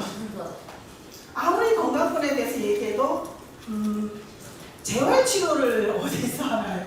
이런 것만 계속 여쭤보시기 때문에 건강이라고 생각하는 것들이 기본적으로 모든 사람은 몸의 어떤 회복을 얘기하는구나를 제가 이제 계속 깨달아서 너무 어렵다라고 계속 생각이 들어요. 개인마다 요구하는 특성이 다르니 운동 차원으로 방향 설정이 상당히 어려운 것은 사실로 보입니다. 이러한 문제점을 지적하고 우리는 건강권에 대한 분명한 목표를 설정하고 나가야 합니다.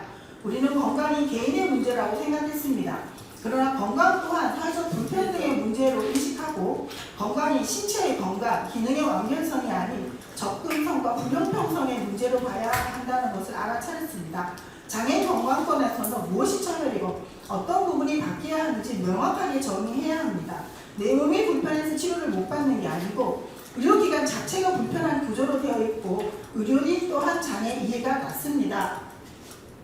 법과 제도는 의료에 있어서 비장애인과의 불형평성의 문제를 해결하려는 시도조차 하지 않고 있고 우리는 이런 부분을 접근성의 문제로 바라보아야 됩니다. 보건의료적인 측면에서 건강권은 전문가 중심으로 운영되는 문제점을 해결하고 의료기관의 결정, 의료인의 판단에 따라서 내가 중증, 경증으로 나눠지고 복지 서비스를 받는 총량이 결정되는 등 철저한 의료적 발전에서 재활이 대상이 되어 왔습니다. 이제는 건강권법으로 새롭게 우리가 정의하고 건강교육과 예방활동 등 사회 지원을 해야 되는 지역보건의료센터조차 재활의학과 의사만이 센터장을 하게 되어 있는 것을 보면 여전히 건강권법도 우리를 재활의 대상으로 보고 만든 법의 한계를 분명히 갖고 있다고 볼 수 있습니다. 우리는 이제 새로운 도전을 해야 됩니다. 코로나 이후 기후위기에 따른 환경에 대한 고민, 난민 문제, 전쟁, SS 인권 침해가 새로운 인권 문제로 등장했습니다. 이러한 문제들을 평등하게 적용하기 위해 새로운 기술을 개발하고 문제 해결을 하려고 합니다. 이런 시대적 변화에 대응하기 위해 장애인 단체도 건강한 삶을 위한 연대와 권리운동이 시작되어야 합니다. 지역사회에서 함께 살아가는 체계를 만드는 것이 저는 그것이라고 생각합니다. 아파도 지역에서 병원에 다니고 일상을 영위하는 것이 우리가 함께 살아가는 것이고 장애의 특성에 따라 필요한 경우에는 방문 진료가 가능한 건강관리가 지역에서 이루어져야 하는 것입니다. 건강 이슈는 현재 가장 중요한 화두입니다. 텔레비전이나 유튜브를 보면 건강에 좋은 음식, 건강검진, 운동, 명의 등 굉장히 다양한 정보가 나오고요. 건강을 잃으면 모든 것을 잃는다는 격언처럼 남녀노소 건강한 삶을 위해서 나아가는 것처럼 보여집니다. 현대인들에게는 건강이 중요한 의제이지만 일부 사람들에게는 자괴감을 주는 흐름이기도 합니다. 당장 집 밖으로 나갈 수 없는 장애인에게 자기 몸을 건강하게 돌본다는 것이 허황된 꿈일 수도 있습니다.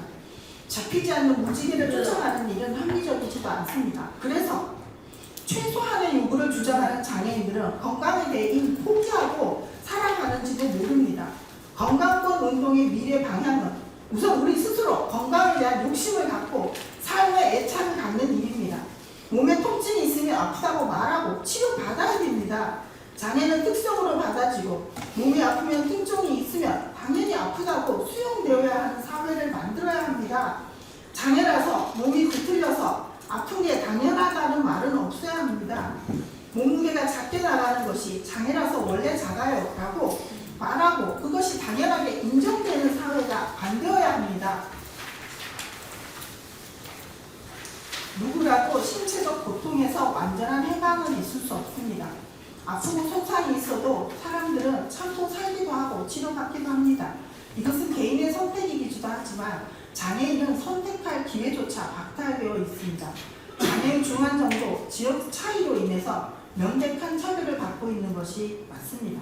결국 지역에서 건강을 돌볼 수 있는 지역사회 체계를 통해 건강이 유지되는 것으로 이해하고 건강권은 예방, 관리, 돌봄, 영양 같은 지역사회 삶의 부분이 상당히 중요합니다. 보건의료적인 측면에서 기본적인 건강검진이 이루어져야 하고 장애 특성이 반영된 해석과 치료가 필요합니다.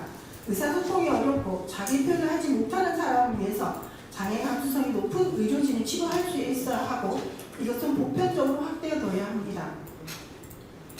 구체적이지 않은 운동은 정책 결정이나 과정에서 힘을 받지 못합니다. 건강권은 사회권과 같은 심적 권리로 국가의 접근성 보장을 요구해야 합니다. 개인이 인간다운 삶을 영위할 수 있도록 국가는 이해 의무가 있습니다. 사회권 차원으로 건강권 요구는 실적절한 장애 운동으로 결국 사회 정의와 평등을 만들어가는 것으로 해석해야 합니다. 그래서 우리는 건강권에 대한 개념 정리부터 시스템과 체계를 구축할 때 목표를 다음과 같이 저는 좀 설정해 보았습니다. 우선 목표와 가치를 명확히 설정하고 실현하기 위한 구체적이고 현실적인 문제를 도출해내야 됩니다. 두 번째는 건강권 연대를 통해서 각 사회단체의 참여와 관심을 유도하고 새로운 장애 운동의 주체가 되어야 합니다. 세 번째, 더 나아가 공공의료 실현, 지역사회 통합 돌봄 시스템을 갖추는 것으로 장애인 스스로 일상을 건강하게 구성하고 서비스 받을 수 있어야 합니다. 이런 목적을 갖고 부모, 당사자, 시민단체, 전문가로 구성된 건강권 연대가 오늘 출범하고요. 이는 교육권 투쟁, 이동권 투쟁, 노동권 투쟁, 주거권 투쟁에 이은 시대적 투쟁 과업이라고 봅니다. 우리 모두 함께 건강권을 쟁취합시다. 네.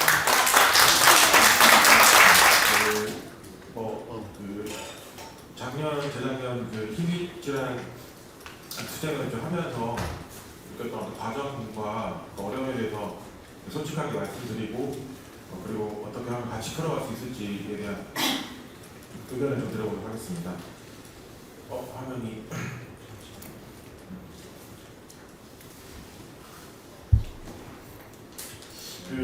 저의 단체 제목은 장애 당사자가 없이 장애인 건강권에 대해서 말하지 말라라는 제목이고요.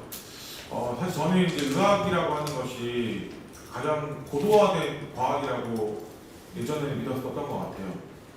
그런데 그게 제가 희귀질환 투쟁을 본격적으로 하면서 의학이라는 것이 가장 정치적이고 경제적인 이슈라는 것을 세상 많이 깨닫게 되었던 것 같습니다. 그리고 그 과정에서 얼마나 우리 사회가 자본 앞에서 비굴한지 그리고 희귀질환자나 사회적 약자들에게 얼마나 비정한지 그리고 그것에 그 객관적인 중재자이냐 태도를 취하던 공무원들, 뭐 전문가, 소위 전문가들의 그 모습들을 보면서 되게 좀 삶에 좀 그 희망조차도 그 무의해지는 그런 경험들도 개인적으로 좀 겪었던 것 같아요. 그에 불구하고 이렇게 다시 나와서 여러분들과 함께 나눌 수 있었던 건 또 함께 살아보자라고 얘기하는 많은 연대하는 그 분들과 함께 있었기 때문에 이 자리에 나올 수 있지 않았나 생각합니다. 그리고 사실 제가 좀 약간 좀 전체적으로 딥한 이유 중에 하나는 최근에 저희 어머님이 또 다치셔가지고 지금 이제 병원에 입원해 계신데요. 또 다른 이슈, 건강 이슈와 관련돼서 또 고민이 많아져서 그런 거 있으니까 양해 좀 부탁드리겠습니다. 시작하도록 하겠습니다. 우선은 제가 그 SMA 진단을 받고 치료제 적용 받기까지의 경과를 잠깐 말씀드리도록 하겠습니다. 이 경과를 말씀드린 이유는 얼마나 우리가 이 의학이라고 하는 것이 비과학적일 수 있는가를 제 사례를 통해서 확인할 수 있을 것 같아서 말씀드립니다. 저는 이제 82년도 5월에 출생을 했고요. 그리고 이제 약 2세경부터 이제 걷는 동작이나 안고 서는 동작이 또래와 좀 달랐다고 합니다. 그리고 점차 나이가 들면서 까치발을 걷거나 힘이 없어서 넘어지는 모습들이 있었다고 해요. 그래서 86년 12월에 4살 때입니다. 지역의 대구 경북 지역의 가장 큰 병원이라고 하는 경북대학교 병원 내원에서 그때 당시에는 이제 의료 기술이 많이 발달하지 않은 상태였기 때문에 그때는 근육 조직을 떼내서 조사하는 진행했었는데 그때 당시에는 근위영양증이라는 소견을 받았습니다. 근데 이제 아무래도 희귀질환이라는 것은 많지 않다는 뜻이겠죠. 만치성이라고 하니까 고치기도 어려운 병이니까 또 제가 경북대학교 병원에 갔을 때 제 어머님 기억으로는 그때 주치의가 근위영양증을 처음 봤다 이렇게 얘기를 하셨다고 하더라고요. 그래서 서울에 있는 대학병원 가보라고 해서 87년도 5월에 이제 고려대학교 병원에 갔는데 그때 당시에 근로도 검사를 하니까 근질환이라고 하는 소견이 있었고 그러다가 이제 또다시 연세대학교 병원이 좀 더 유명하다고 해서 내원해가지고 이제 검진을 받아보니까 소견으로 근육병이다라고 하고 희귀질환으로 이제 고칠 수는 없다라고 했었습니다. 그러다가 이제 그 질환을 가지고 뭐 할 수 있는 것들은 뭐 의학이 안 되니까 어떻게 하겠습니까? 종교와 신앙으로 이제 극복을 해보자 해서 그런 또 괴로운 시간들을 또 보냈고요. 그러다가 이제 성장해서 96년도에 14살이 될 때 점점 이제 걷는 것 지역이 잘 안 돼가지고 다시 연대대학교 병원에 갔을 때 그때 당시에 또 진행성 근위영양증 백허형이라고 또 진단을 받았습니다. 최초는 정확하게 소견서 내용들은 안 나오는데 부모님 말씀으로는 20살 넘기지 못할 것이다라고 병원에서 얘기했대요. 그러니까 대부분 두세니형이라고 이해를 했을 것 같아요. 근데 이제 다시 96년 보니까 백허형이다라고 또 했고 그때 지적인 2급으로 등록을 했습니다. 그리고 나서 또 뭐 아무런 재활적인 악수도 없으니까 집에서 열심히 재활하고 공부하다가 대학을 입학을 했고 그 즈음에서 2016년도쯤에 전후에서 희귀질환 산전특례라고 하는 제도가 확대가 되었습니다. 그 중에 근육장애도 희귀질환 산전특례 대상이 되어서 등록하는 차원에서 이제 다시 연세대학교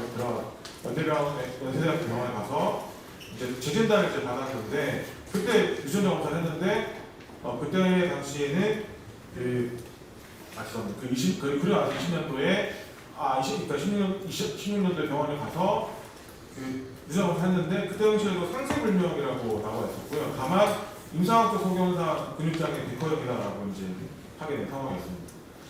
그리고 나서 다시 별다른 치료 방법이 없기 때문에 지내다가 어느 순간 20년도쯤 돼가지고 코로나 직전이었습니다. 그때 몸이 진행이 좀 너무 많이 되어지는 상황에서 제가 알고 있는 상식상 백허형은 대략 성장기가 끝날 때쯤 되면 진행 속도가 더뎌지거나 어떤 분들은 멈춘다고까지 하고 있는데 저는 계속적으로 진행이 계속 되는 거예요.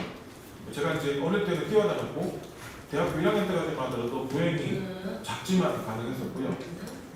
그리고 안고 서고가 누군가 도움을 받으면 할 수 있는 정도까지 있었는데 어느 순간 이제 침대에서도 혼자 체위를 변경하지 못할 정도의 상황이 됐고 더 나아가서는 이제 오른손과 오른손가락에 마비도 오기도 시작했고 뭐 수면이나 호흡 이런 것들 일상생활들이 좀 어려워지게 됐습니다. 그러다가 이제 이거 제 변명을 너무 모르고 살 수는 없겠구나. 그리고 사실은 제가 장애 운동을 하고 나서부터는 의료 모델은 제약이라고 생각했거든요. 제약이라고 생각했습니다. 그래서 의료 모델에 대한 것들은 이 장애 운동하는 사람들이 가져야 될 생각이 아니다라고 생각을 했기 때문에 그래서 더 병원과 멀리 있었는데요. 이러다가는 정말 안 되겠다라는 생각도 있었고 더 나아가서 그때 당시에는 아무리 제가 열심히 제도 개선 운동을 하더라도 활동 지원 제도는 제가 24시간 지원을 받아야 되는 상황에도 불구하고 지금의 어떤 제도 체계 안에서는 24시간 활동 지원 서비스를 받을 수 없는 상황이고 그리고 제가 이제 몸이 점점 힘들어지다 보니까 사회적 활동들이 약해지니까 그전까지는 이런 제도가 부족한 부분들은 이런 사회 활동이나 관계 속에서 풀어갈 수 있었는데 이제는 더 이상 그럴 수도 없는 여건에 되더라고요. 내 마지막의 미래가 어떻게 될 것인가, 나는 존엄한 삶을 살아갈 수 있을까. 나와 같은 장애를 가진 분들은 대부분 침대 호흡기를 끼고 또 알다시피 처음 안락사를 했던 그 첫 환자도 당사자도 근육병을 가졌던 질환을 가졌던 사람이었는데 마지막은 그런 선택일 것인가라는 생각을 하게 되면서 마지막에 생각하고 다시 한번 이제 강대병원에 이제 내원을 했습니다. 그래서 저는 근육 영양증인데 내 몸 상태가 왜 이렇게 된지 모르겠다라고 해서 이제 물었고 그때 유전자 검사를 해보자라고 했는데 그때 당시에도 상세불명의 근육병이라고 하는 소송이 나왔습니다.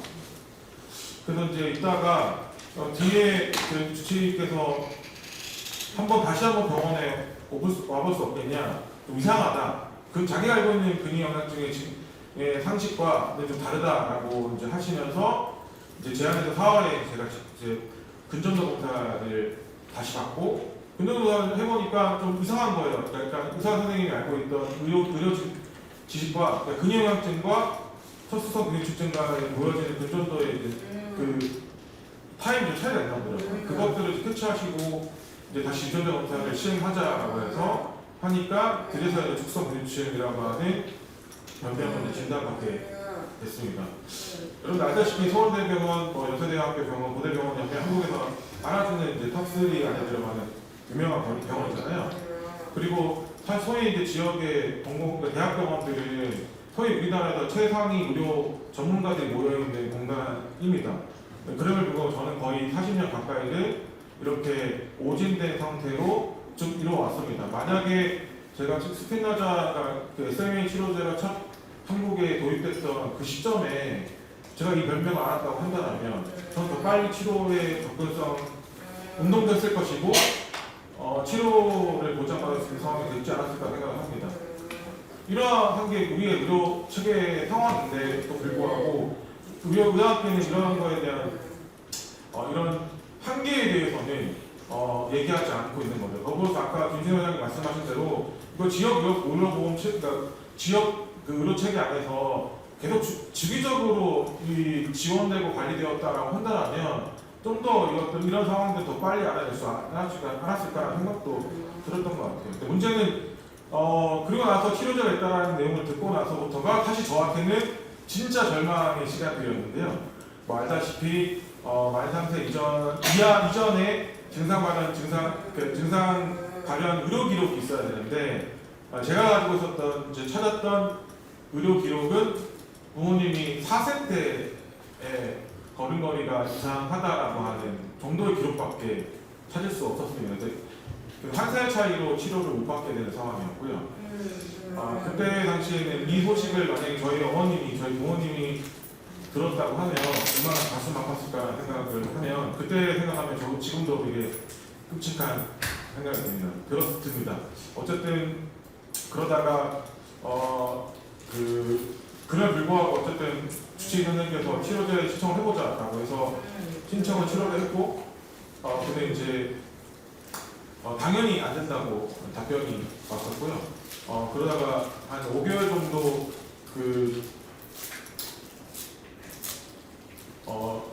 어떻게 해야 될까를 계속 고민하고 있다가 사실은 활동을 치료제 접근권 이 개선 운동을 해야 되겠다고 생각했던 거는 그 중에서 21년도 추석에 그 아버님이 갑자기 저한테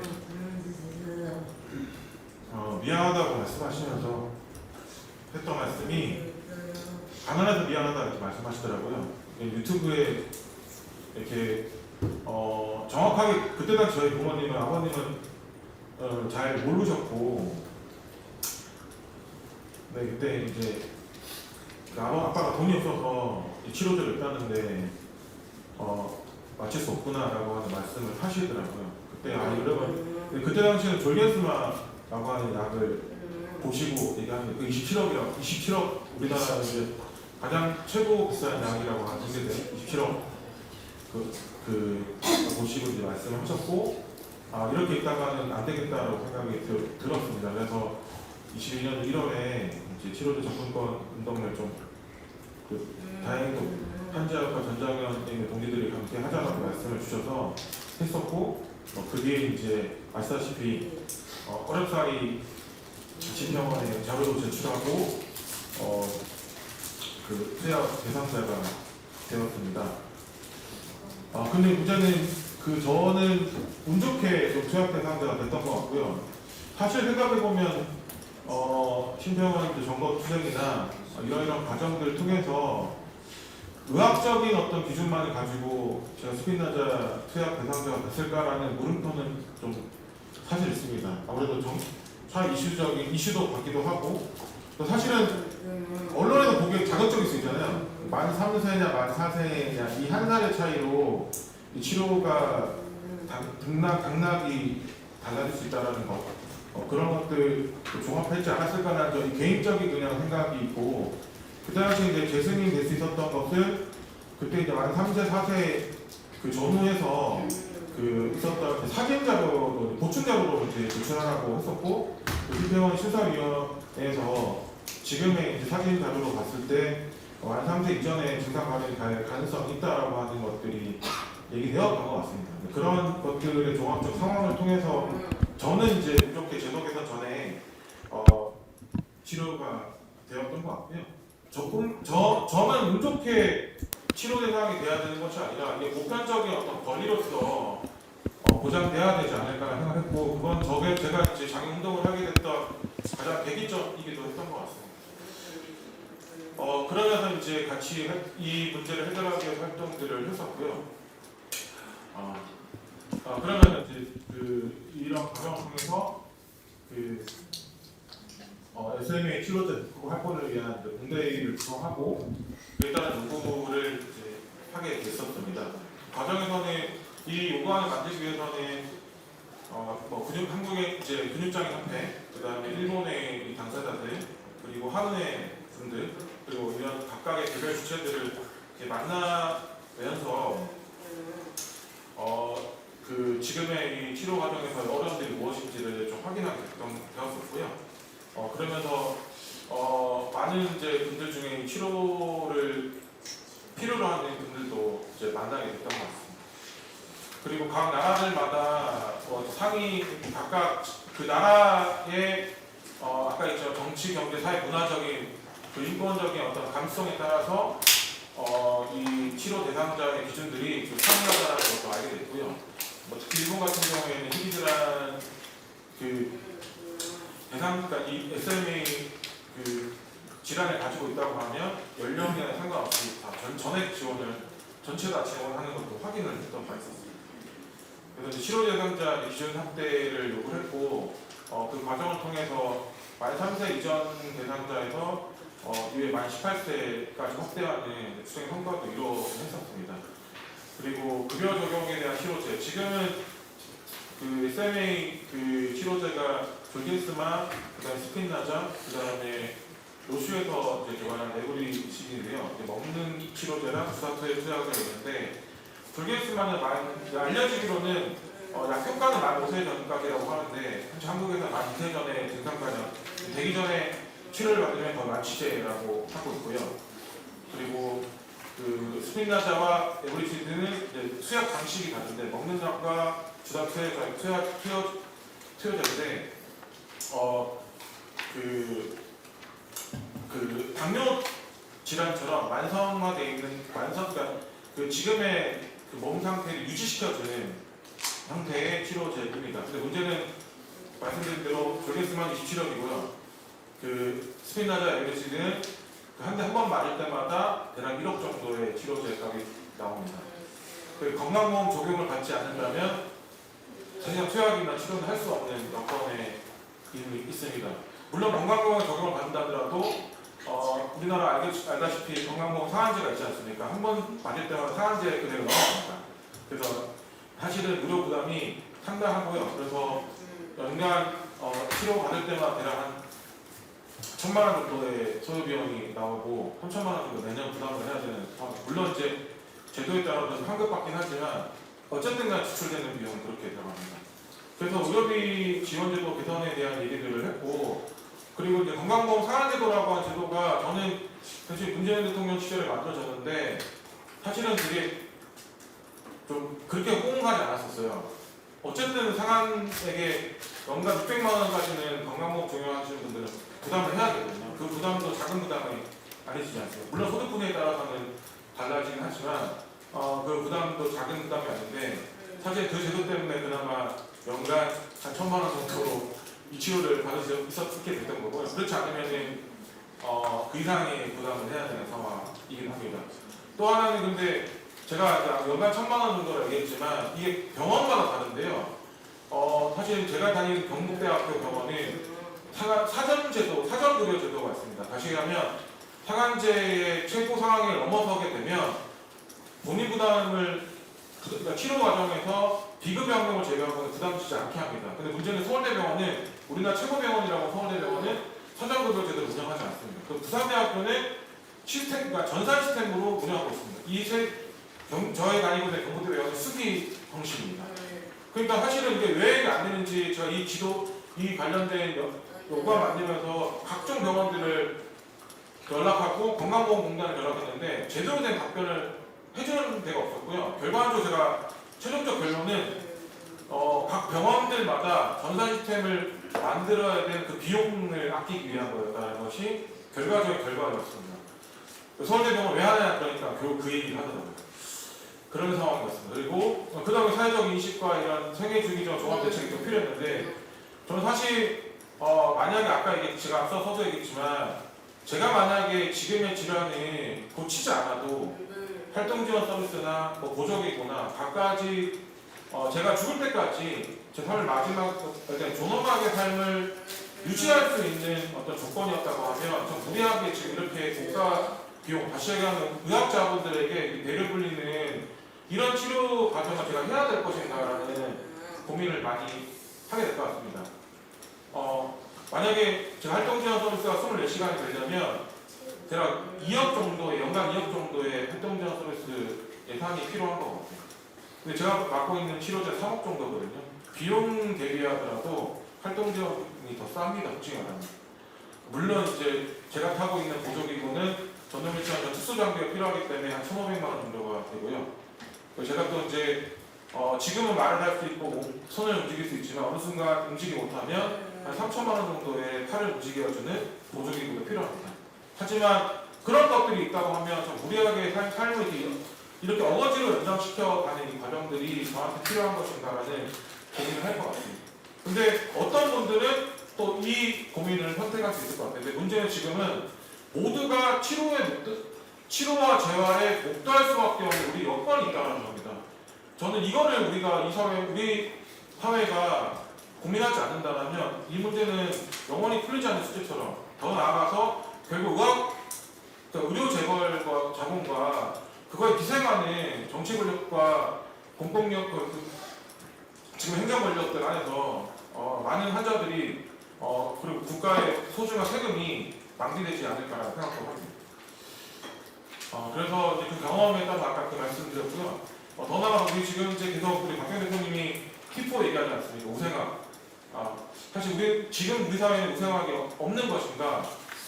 전 세계적으로 우생학에 대한 발상은 있었지만 저는 여전히 전 세계적 우생학은 더 완연하고 있다고 생각합니다. 특히 유전학이라고 하는 학문이 발달하면서 더 세밀하고 구체적으로 이 사회의 사실 악자들, 장애인들을 배제하고 있지 않나 싶고요. 그러다 보니까 잘 알다시피 돈 있는 사람들이야 좋은 의료 서비스, 좋은 병원에서 호텔 같은 서비스를 받지 않습니까? 그리고 특실 같은 경우에 화장실도 없잖아요. 우리 김신혜님 아까 말씀하셨을 때 우리는 잘 다인실을 이용해야 되지 않습니까? 다인실 화장실 보셨지만 장애인 휠체어 타고 접근할 수 있습니까? 환자가 있어야 될 병원에 환자가 접근할 수 없는 화장실이 있는 게 지금 우리의 현실입니다.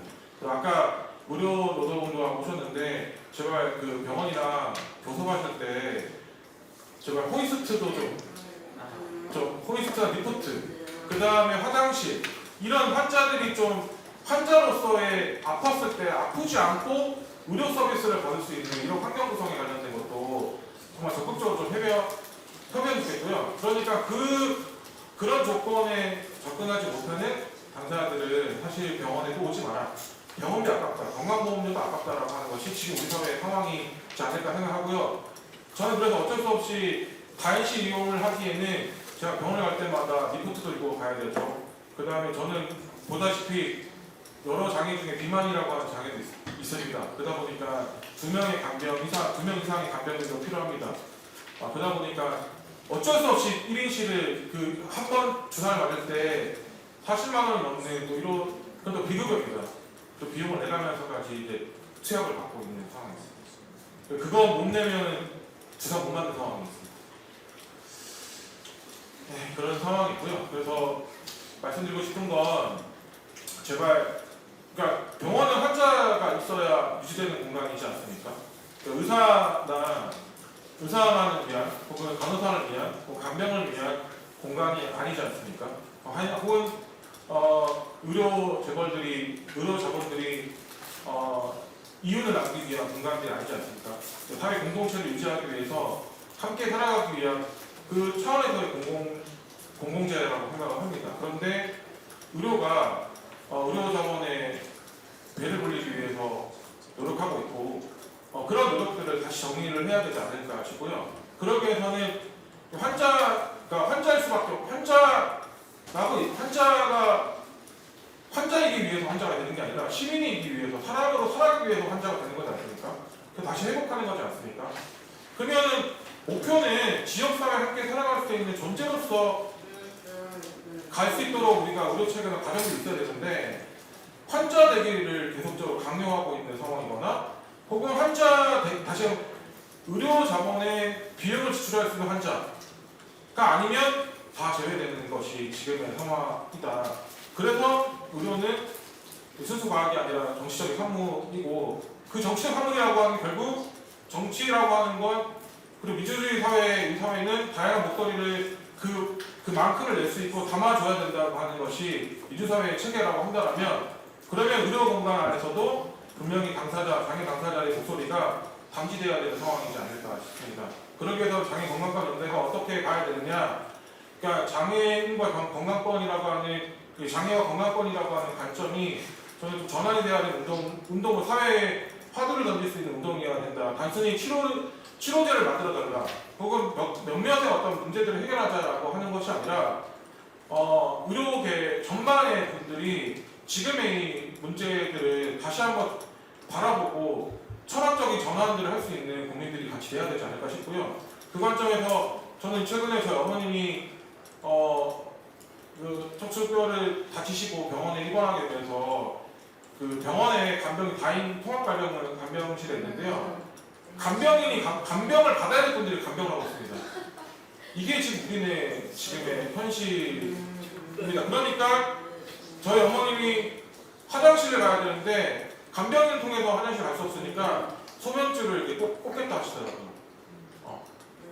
사실 소면줄 꽂는 거 자체가 사실은 물론 요즘은 의학적으로 좀 일반적일 수 있지만 더 역시도 위험을 감수해야 되는 거잖아요. 네. 그런 이제 것들이 우리한테 있다고 생각하고요. 네. 그래서 그러니까 그런 관점이 아니다 보니까 대부분의 치료나 이런 것들이 급성기 치료나 생존 유지나 연명에 관련된 것으로 결부되어 가는 것 같습니다. 근데 장애인은 알다시피 만성적이고 주기적이고 주기적인 어떤 질환과 함께 살아가야 될 수밖에 없는 삶을 살아가고 있는 사람들인데요. 이 사람들이 시민으로서 삶을 누리고 가져갈 수 있도록 그런 활동들을 같이 만들어갔으면 좋겠습니다. 네, 이상 마치도록 하겠습니다. 감사합니다. 사실 제가 이제 성현 어머님께 맨날 얼굴을 이렇게 못하실까봐 한의사 박수입니다 이렇게 인사를 드렸는데, 제가 그 면허 하나만을 가지고 있다는 이유로 저에게 전국에서 문의가 많이 옵니다. 이런 문제를 어떻게 해결해야 되느냐. 그럴 때마다 인상 경험도 없고 뭐 또 해줄 수 없는 저 어떤 무력함을, 그러니까 침과 한약 말고 해줄 수 없는 어떤 의료인의 무력함을 느끼는데요. 환자 중심의 위치에서 생각해보니까 항의할 수 없고 문제 제기할 수 없는 이 의료제도가 너무나 이렇게 탄탄하게 구조화되어 있다는 생각을 많이 합니다. 그렇기 때문에 사실 많이 무력해지기도 합니다. 여기는 항의할 수도 없고 자기 권리에 대해서 싸울 수도 없는 공간이다 라는 생각을 많이 느꼈는데요. 그래도 건강권연대와 함께하면서 그나마 좀 주체성들을 만들어갈 수 있었던 것 같습니다. 사실 이 첫 번째 페이지에 오늘 제가 드리고 싶은 말씀은 다 담겨 있는데요. 장애인 건강권은 의료 접근권부터 시작해야 된다.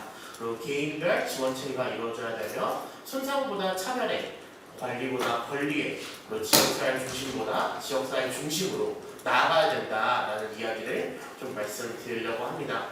사실 조금 빠르게 말할게요. 이제 코로나가 사실은 장애계에서 건강권에 대한 이야기가 처음 나왔던 것 같습니다. 첫 사망자가 이제 장애인 당사자이기도 했고, 그리고 전체 사망자의 3분의 1이 장애인이었습니다. 그리고 대규모 장애인 거주 시설 더욱더 심각했고, 그리고 2022년도에 2명의 죽음을 저는 아직도 잊지 못하는데요.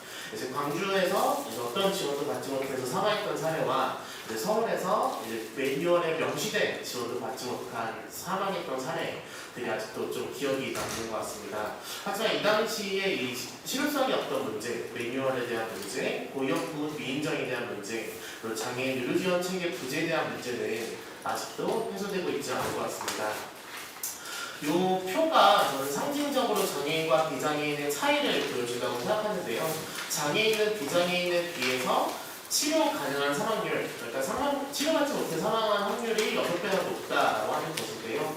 여기서 더욱 인상 깊은 점은 치료 가능한 사망률이 장애인은 더 높지만 비장애인은 예방 가능한 사망률이 더 높습니다. 장애인에게 더 이런 치료적 요인이 더욱 중요하다고 보여지는 것 같고요. 근데 사실 코로나가 치면서 계속 생각이 들었던 건 왜 장애인 건강권법이라고 하는, 노인 건강권 없고 청소년 건강권 없는데 장애인 건강권법이라고 하는 법이 있고 장애인 보건의료 센터가 있고 장애인 주치의가 있는 국가에서 장애인은 치료조차 받지 못한 채 죽어가는가, 이런 고민들이 드는 것 같습니다. 그리고 과연 앞에서 너무 대표님께서 잘 말씀해 주셨는데요.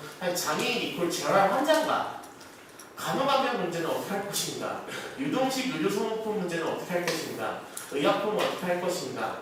이런 고민들이 좀 드는 것 같습니다. 그리고 장애인이 일상적으로 겪는 어떤 의료차별, 그러니까 장애인 건강권법도 현재 보면 재활치료는 어떻게 공급할 것인가에 대한 내용이 굉장히 많은 비중을 차지하고 있습니다. 그리고 점점 의료도 시설화돼가고 있다는 감각을 놓칠 수 없는 것 같습니다. 요양병원, 정신병원에서 10년 이상 장기간 입원하는 현실도 그렇지만 장애인 거주시설에 이제 24시간 의료 서비스가 도입된다고 합니다. 이런 식으로 의료 서비스가 점차 장애인의 어떤 사실 환자도 지역사회에서 살 권리가 있는 것을 막아내면서 시설에서 갇힌 채 살아가고 있는 것이 아닌가라고 하는 걱정이 좀 드는 것 같습니다. 사실 21대 국회에서도 이 법과 관련돼서 굉장히 많은 이제 어떤 개정안들이 나왔었습니다. 그 중에서 통과된 것은 장애인 아동에 관한 재활, 앞에서 강선 의원님께서 축사를 말씀해 주셨는데요. 법안하고 장애인 친화 성폭력과 그러니까 장애 여성에 대한 이제 출산과 관련된 지원들 많이 통과가 되었습니다. 그리고 이제 장애인 건강검진 확대, 장애인 주치 대상 확대, 이 정도가 이제 3가지 법률이 이제 병합을 해서 이제 보건복지위원장의 대안으로 가결이 된 내용이 있고, 현재 22대 국회에는 3가지 법안이 올라왔습니다. 그래서 첫 번째 얘기부터 좀 드리자면 장애인 건강권은 어떤 치료를 장애인에게 제공할 것인가 보다는 어떻게 치료를 장애인에게 제공할 것인가 에 대한 고민부터 시작해야 된다라고 하는 것입니다. 이 법안에 있는 좀 특수한 표현 중에 하나가 장애인 건강보건관리라는 표현입니다. 장애인을 보건의료만이라고 하기에는 건강권이라는 표현이 너무 협소하고 그래서 보건의료와 건강관리를 합쳐서 건강보건관리라고 명칭하고 있는 것인데요. 이런 것들을 저희는 이제 장애인 건강권 보장이라고 하는 개념을 여기에 새롭게 명시함으로써 좀 개념을 확장시키고 그에 대한 지원을 확장시키는 시도들을 좀 하려고 합니다. 그래서 지금까지는 이제 장애인 건강보건관리라는 것이 무엇인지, 그러니까 어떠한 서비스들이 필요한지에 대해서 중점적으로 서술되어 있다면 저희는 장애인에게 접근성 보장을 하려면 어떤 것들이 필요하고 그것이 어떤 의미인지부터 먼저 명시를 해가려고 하고요. 그래서 그에 대한 구체적인 내용이 의료 이용 접근성과 이동 지원이라고 하는 것을 구분하는 것입니다. 지금은 하나의 조항에 있어서 사실 둘 다 잘 안 되고 있는데요. 지금 이걸 명확하게 구분해서 의료기관 이용 시 이동 지원. 이제 장애인 미청중년에 대한 1순위는 항상 나타나는 게 의료기관 의료의 이동입니다. 이동이 항상 불편하다고 하는 것인데요. 이런 것들을 별도 조항으로 빼서 이제 지금 이동 사업에 대한 예산과 정책과 사업은 아예 없습니다. 그래서 이런 것들이 이제 가능하게 하고 그리고 이제 의료 이용에 대한 접근성 보장을 위해 장애인 전담 창구를 마련하고 개인별 지원 계획을 수립하도록 하는 내용들을 포함시켜놨는데요. 이 전담 창구라는 개념이 좀 생소하실 것 같은데 지난 5월 13일 날 중증 발달 장애인 이제 청년 남성이었습니다. 이제 한 분이 이제 살이 찢어져가지고 치료를 받기 위해서 서울 경기 지역에 있는 27군데 문의했지만 한 군데에서도 진료 못한 일이 있었습니다. 이 중에는 한양대 병원도 있었는데요. 이 한양대 병원은 발달장애인 거점병원이기도 했습니다. 결국 이분은 충북 음성의 한 정신병원에 입소를 했는데요. 왜 정신병원이냐 했을 때는 정신병원에는 전담할 수 있는 요원이 있습니다. 그러니까 이분에게 이제 협력을 구하기 그러니까 자기 특성을 이해하고 있지는 않겠지만 적어도 물리적으로라도 이제 협력할 수 있게 만들 수는 있는 인력들이 있다라는 것인데요. 사실 이런 것들이 전담 창구가 마련된다면 수험통역사 그리고 이제 지체, 발달 그리고 수험통역사 같은 감각장애, 유형별 전담 인력들이 붙어서 이제 장애인이 접수할 때부터 그 안에서 이동하고 진료받고 퇴원해서 약받아 나올 때까지 모든 과정에 이제 인력이 붙어서 지원할 수 있는 것들을 보건복지부가 사실은 부모연대에서 이제 투쟁해서 만든 결과로 알고 있는데요. 이 사업들을 장애인 보건의료센터 중심으로 하겠다라고 발표를 25년도에 했습니다. 하지만 여기에 대한 예산이 없고요. 구체적인 계획이 없습니다. 그래서 저희는 이것들을 보건의료센터가 아니라 사실 어떤 의료기관이든 마련할 수 있도록 하는 것이 중요할 것 같고요. 그리고 개인별 지원체계 같은 경우는 사실 의료라는 것이 저는 어떻게 보면 그 어떤 서비스보다 가장 개인별 지원이 가능한 실제로 하고 있는 것이 아닌가라고 좀 생각이 듭니다. 다만 장애인은 의료관 연계가 되게 어렵고 그에 따른 이제 필요한 서비스들이나 사실 지원들이 굉장히 많음에도 불구하고 이런 것들이 잘 연계되지 않는 문제 그리고 계획이 제대로 수립되지 않는 문제 비장애인이라면 알아서 친구들과 수다 떨고 동료들한테 조언을 구하면서 좋은 의료기관 찾아가고 하겠지만 장애인은 그러기 어려운 문제에 대해서 이제 개인별 지원 계획이 수립이 필요하지 않나 싶고 이런 책임을 이제 보건소장에게 저희는 주려고 하고요. 사실 근데 이런 것들이 가능하려면 정말 많은 기관들이 필요할 텐데요. 이제 의료 지원 자원 배치가 굉장히 꼼꼼해야 될 텐데요. 현재 이런 의료 서비스를 공급하는 곳이 이제 지역장애인 보건의료센터라고 하는 곳입니다. 하지만 여기 사례들을 보면 2022년도 1년 동안 17개의 병원급에 해당하는 센터가 만남장애인 의료 서비스를 제공했다는 것도 아니고요. 그러니까 그냥 교육을 했거나 상담을 진행했거나 뭐라도 한 숫자가 6,000명에 불과합니다. 성동구에서 이제 기초자치구 차원에서 이제 재활병원을 운영하는데요. 여기서 한 해 5,000명 본다고 합니다. 제가 만약 한의원 차려서 장애인 보려면 하루에 2,30명 보면 6,000명 정도가 됩니다. 네, 이 정도 숫자를 17개 병원이 사실 지금 의료 서비스도 안 나고 집단 교육을 하고 뭐 이랬다는 건데요. 사실 너무나 부족한 수치이기도 하지만 사실 질적으로도 굉장히 부족하기도 합니다. 현재는 이 중앙에 해당하는 국립재활원과 지역 장애인 보건의료센터가 권역 단위로 설치되어 있습니다. 그러니까 이제 시도 단위로 하나가 설치가 되어 있는데요. 저희는 이거를 광역이라고 명확하게 이름을 짓고 이제 진짜 지역, 그러니까 시군구 단위로 병원과 의원이 참여 가능하도록 해서 지역장애인 보건의료센터 보건소가 한 270개 정도 되거든요. 그럼 그 정도의 숫자 정도는 사실 지역장애인 보건의료센터가 설치해야 되는 것이 아닌가. 현재 노인을 대상으로 하는 재택의료 센터가 각 자치구별로 하나씩 설치하겠다고 목표를 하고 있습니다. 그럼 장애인 보건의료센터도 그 정도의 숫자는 돼야 되는 것이 아닌가 좀 생각을 하고요. 그래서 중앙은 사업을 기획하고 연구를 하고 사실 계획을 수립하고 평가하는 역할들을 하고 지금 국립지원이 사실 진료 잘한다고 홍보하는 게 장애인 보건의료센터의 성과라고 하면 안 되거든요. 그냥 원래 진료 보는 것이니까 진료 보시면 되고, 그리고 광역도 마찬가지입니다. 지금 지역장애인 보건의료센터가 본인들의 진료 성과를 사실 자랑하고 있는데, 그것보다는 그 지역에서 실제로 장애인을 볼 기관들, 의료기관들을 사실 발굴해내고 교육하고 훈련시켜야 됩니다. 그리고 지역장애인 보건의료센터가 한 200개, 270개, 300개 정도 되어야 이 장애인에 대한 개별적인 서비스를 직접 제공할 수 있을 것이라고 좀 생각이 들고요. 좀 넘어가도록 하겠습니다. 그리고 이제 아까 말씀하셨던 의료비가 사실 이 성형원실에서 제공해줄 자료인데요. 장애인 의료비가 심각하게도 노인보다 많습니다. 근데 현재는 이 의료비 지원을 가난한 자를 기준으로 제공하고 있는데 사실 장애인이기 때문에 의료비가 발생하기도 합니다. 발달장애인 어머님들은 아시겠지만 발달장애인 결코 다인실 이용 못합니다. 1인실 이용하도록 요구하고요. 그리고 이제 전신마취도 앞서서 말씀해주신 그런 사례들은 사실 장애 특성으로 한 이유로 한 추가 의료비지 가난해서 겪는 문제는 또 별개의 이야기일 수 있습니다. 그래서 장애인에게는 이런 의료비 지원이 필요하고요. 건강검진 수강률도 굉장히 낮지만 사실 여기서도 경제적 부담 능력을 기준으로 지원을 하고 있습니다. 저희에게 필요한 거는 비장애인과 동등한 수준인데요. 이 수준이라고 하는 검진률도 중요하지만 완수율도 중요합니다. 저희 장애인들 초음파 검사 못 받아서 유방암 검사 못 받으시고 저희 누우지 못하니까 엑스레이나 MRI 이런 거 받지 못하시고 그래서 기본 검사만 받고 나오는 경우가 허다합니다. 그래서 이런 완수율에 대한 고민들도 필요할 것 같고요.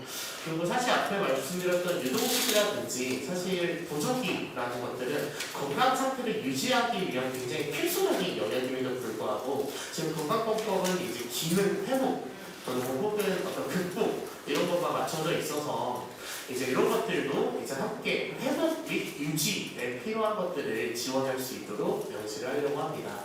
그 외 교육이나 이제 계획이나 이제 위원회 설치나 연구실의 다양화 그리고 사실은 지금은 체육이라고 하는 것들이 이제 얼마 전에 패럴림픽이 있었는데요. 그런 식으로 스포츠를 중심으로 사실 이루어지고 있습니다. 하지만 장애인도 땀 흘리고 싶지 않습니까? 땀 흘리고 뿌듯하게 샤워 한번 해보고 싶지 않습니까? 이런 일상생활, 신체활동 및 생활체육에 대한 내용들도 건강법법을 명시해서 좀 이루어질 수 있도록 만드는 내용들을 담고 있습니다. 그래서 마지막으로 한 13분 정도 한 것 같은데요. 딱 이런 걸 테이킹 홈 메시지래요. 이제 집에 가져갈 메시지 딱 하나만 말씀드리자면 장애인 건강법 문제는 명확하게 의료 접근성 보장에서부터 각자의 몸에 맞게 개별 지원이 이루어져야 하고 손상에서 차별로 관리에서 권리로 재활 중심에서 지역사회 중심으로 나아가야 된다라는 것이 저희 정부 개정안의 주요 내용인 것 같고요. 사실 초안은 어느 정도 마련하긴 했습니다. 하지만 또 많은 분들은 사실 도움이 있었고 여기 자리에 계신 한택땡님도 굉장한 많은 도움을 주셨었는데요. 사실 이 내용들이 사실 많은 이제 수기를 거쳐야 될 내용들이 많을 것 같습니다. 그래서 의료계랑 장애계와 간담회, 학회들과의 간담회들을 통해서 저희는 좀 천천히 발의 계획을 잡고 있고요. 여기 계신 끝까지 들어주신 김희연 누나님께 정말 진심으로 감사드리고 함께 발의해 주시구나 믿어 의심치 않으면서 제 발제는 이것으로 마치도록 하겠습니다. 감사합니다.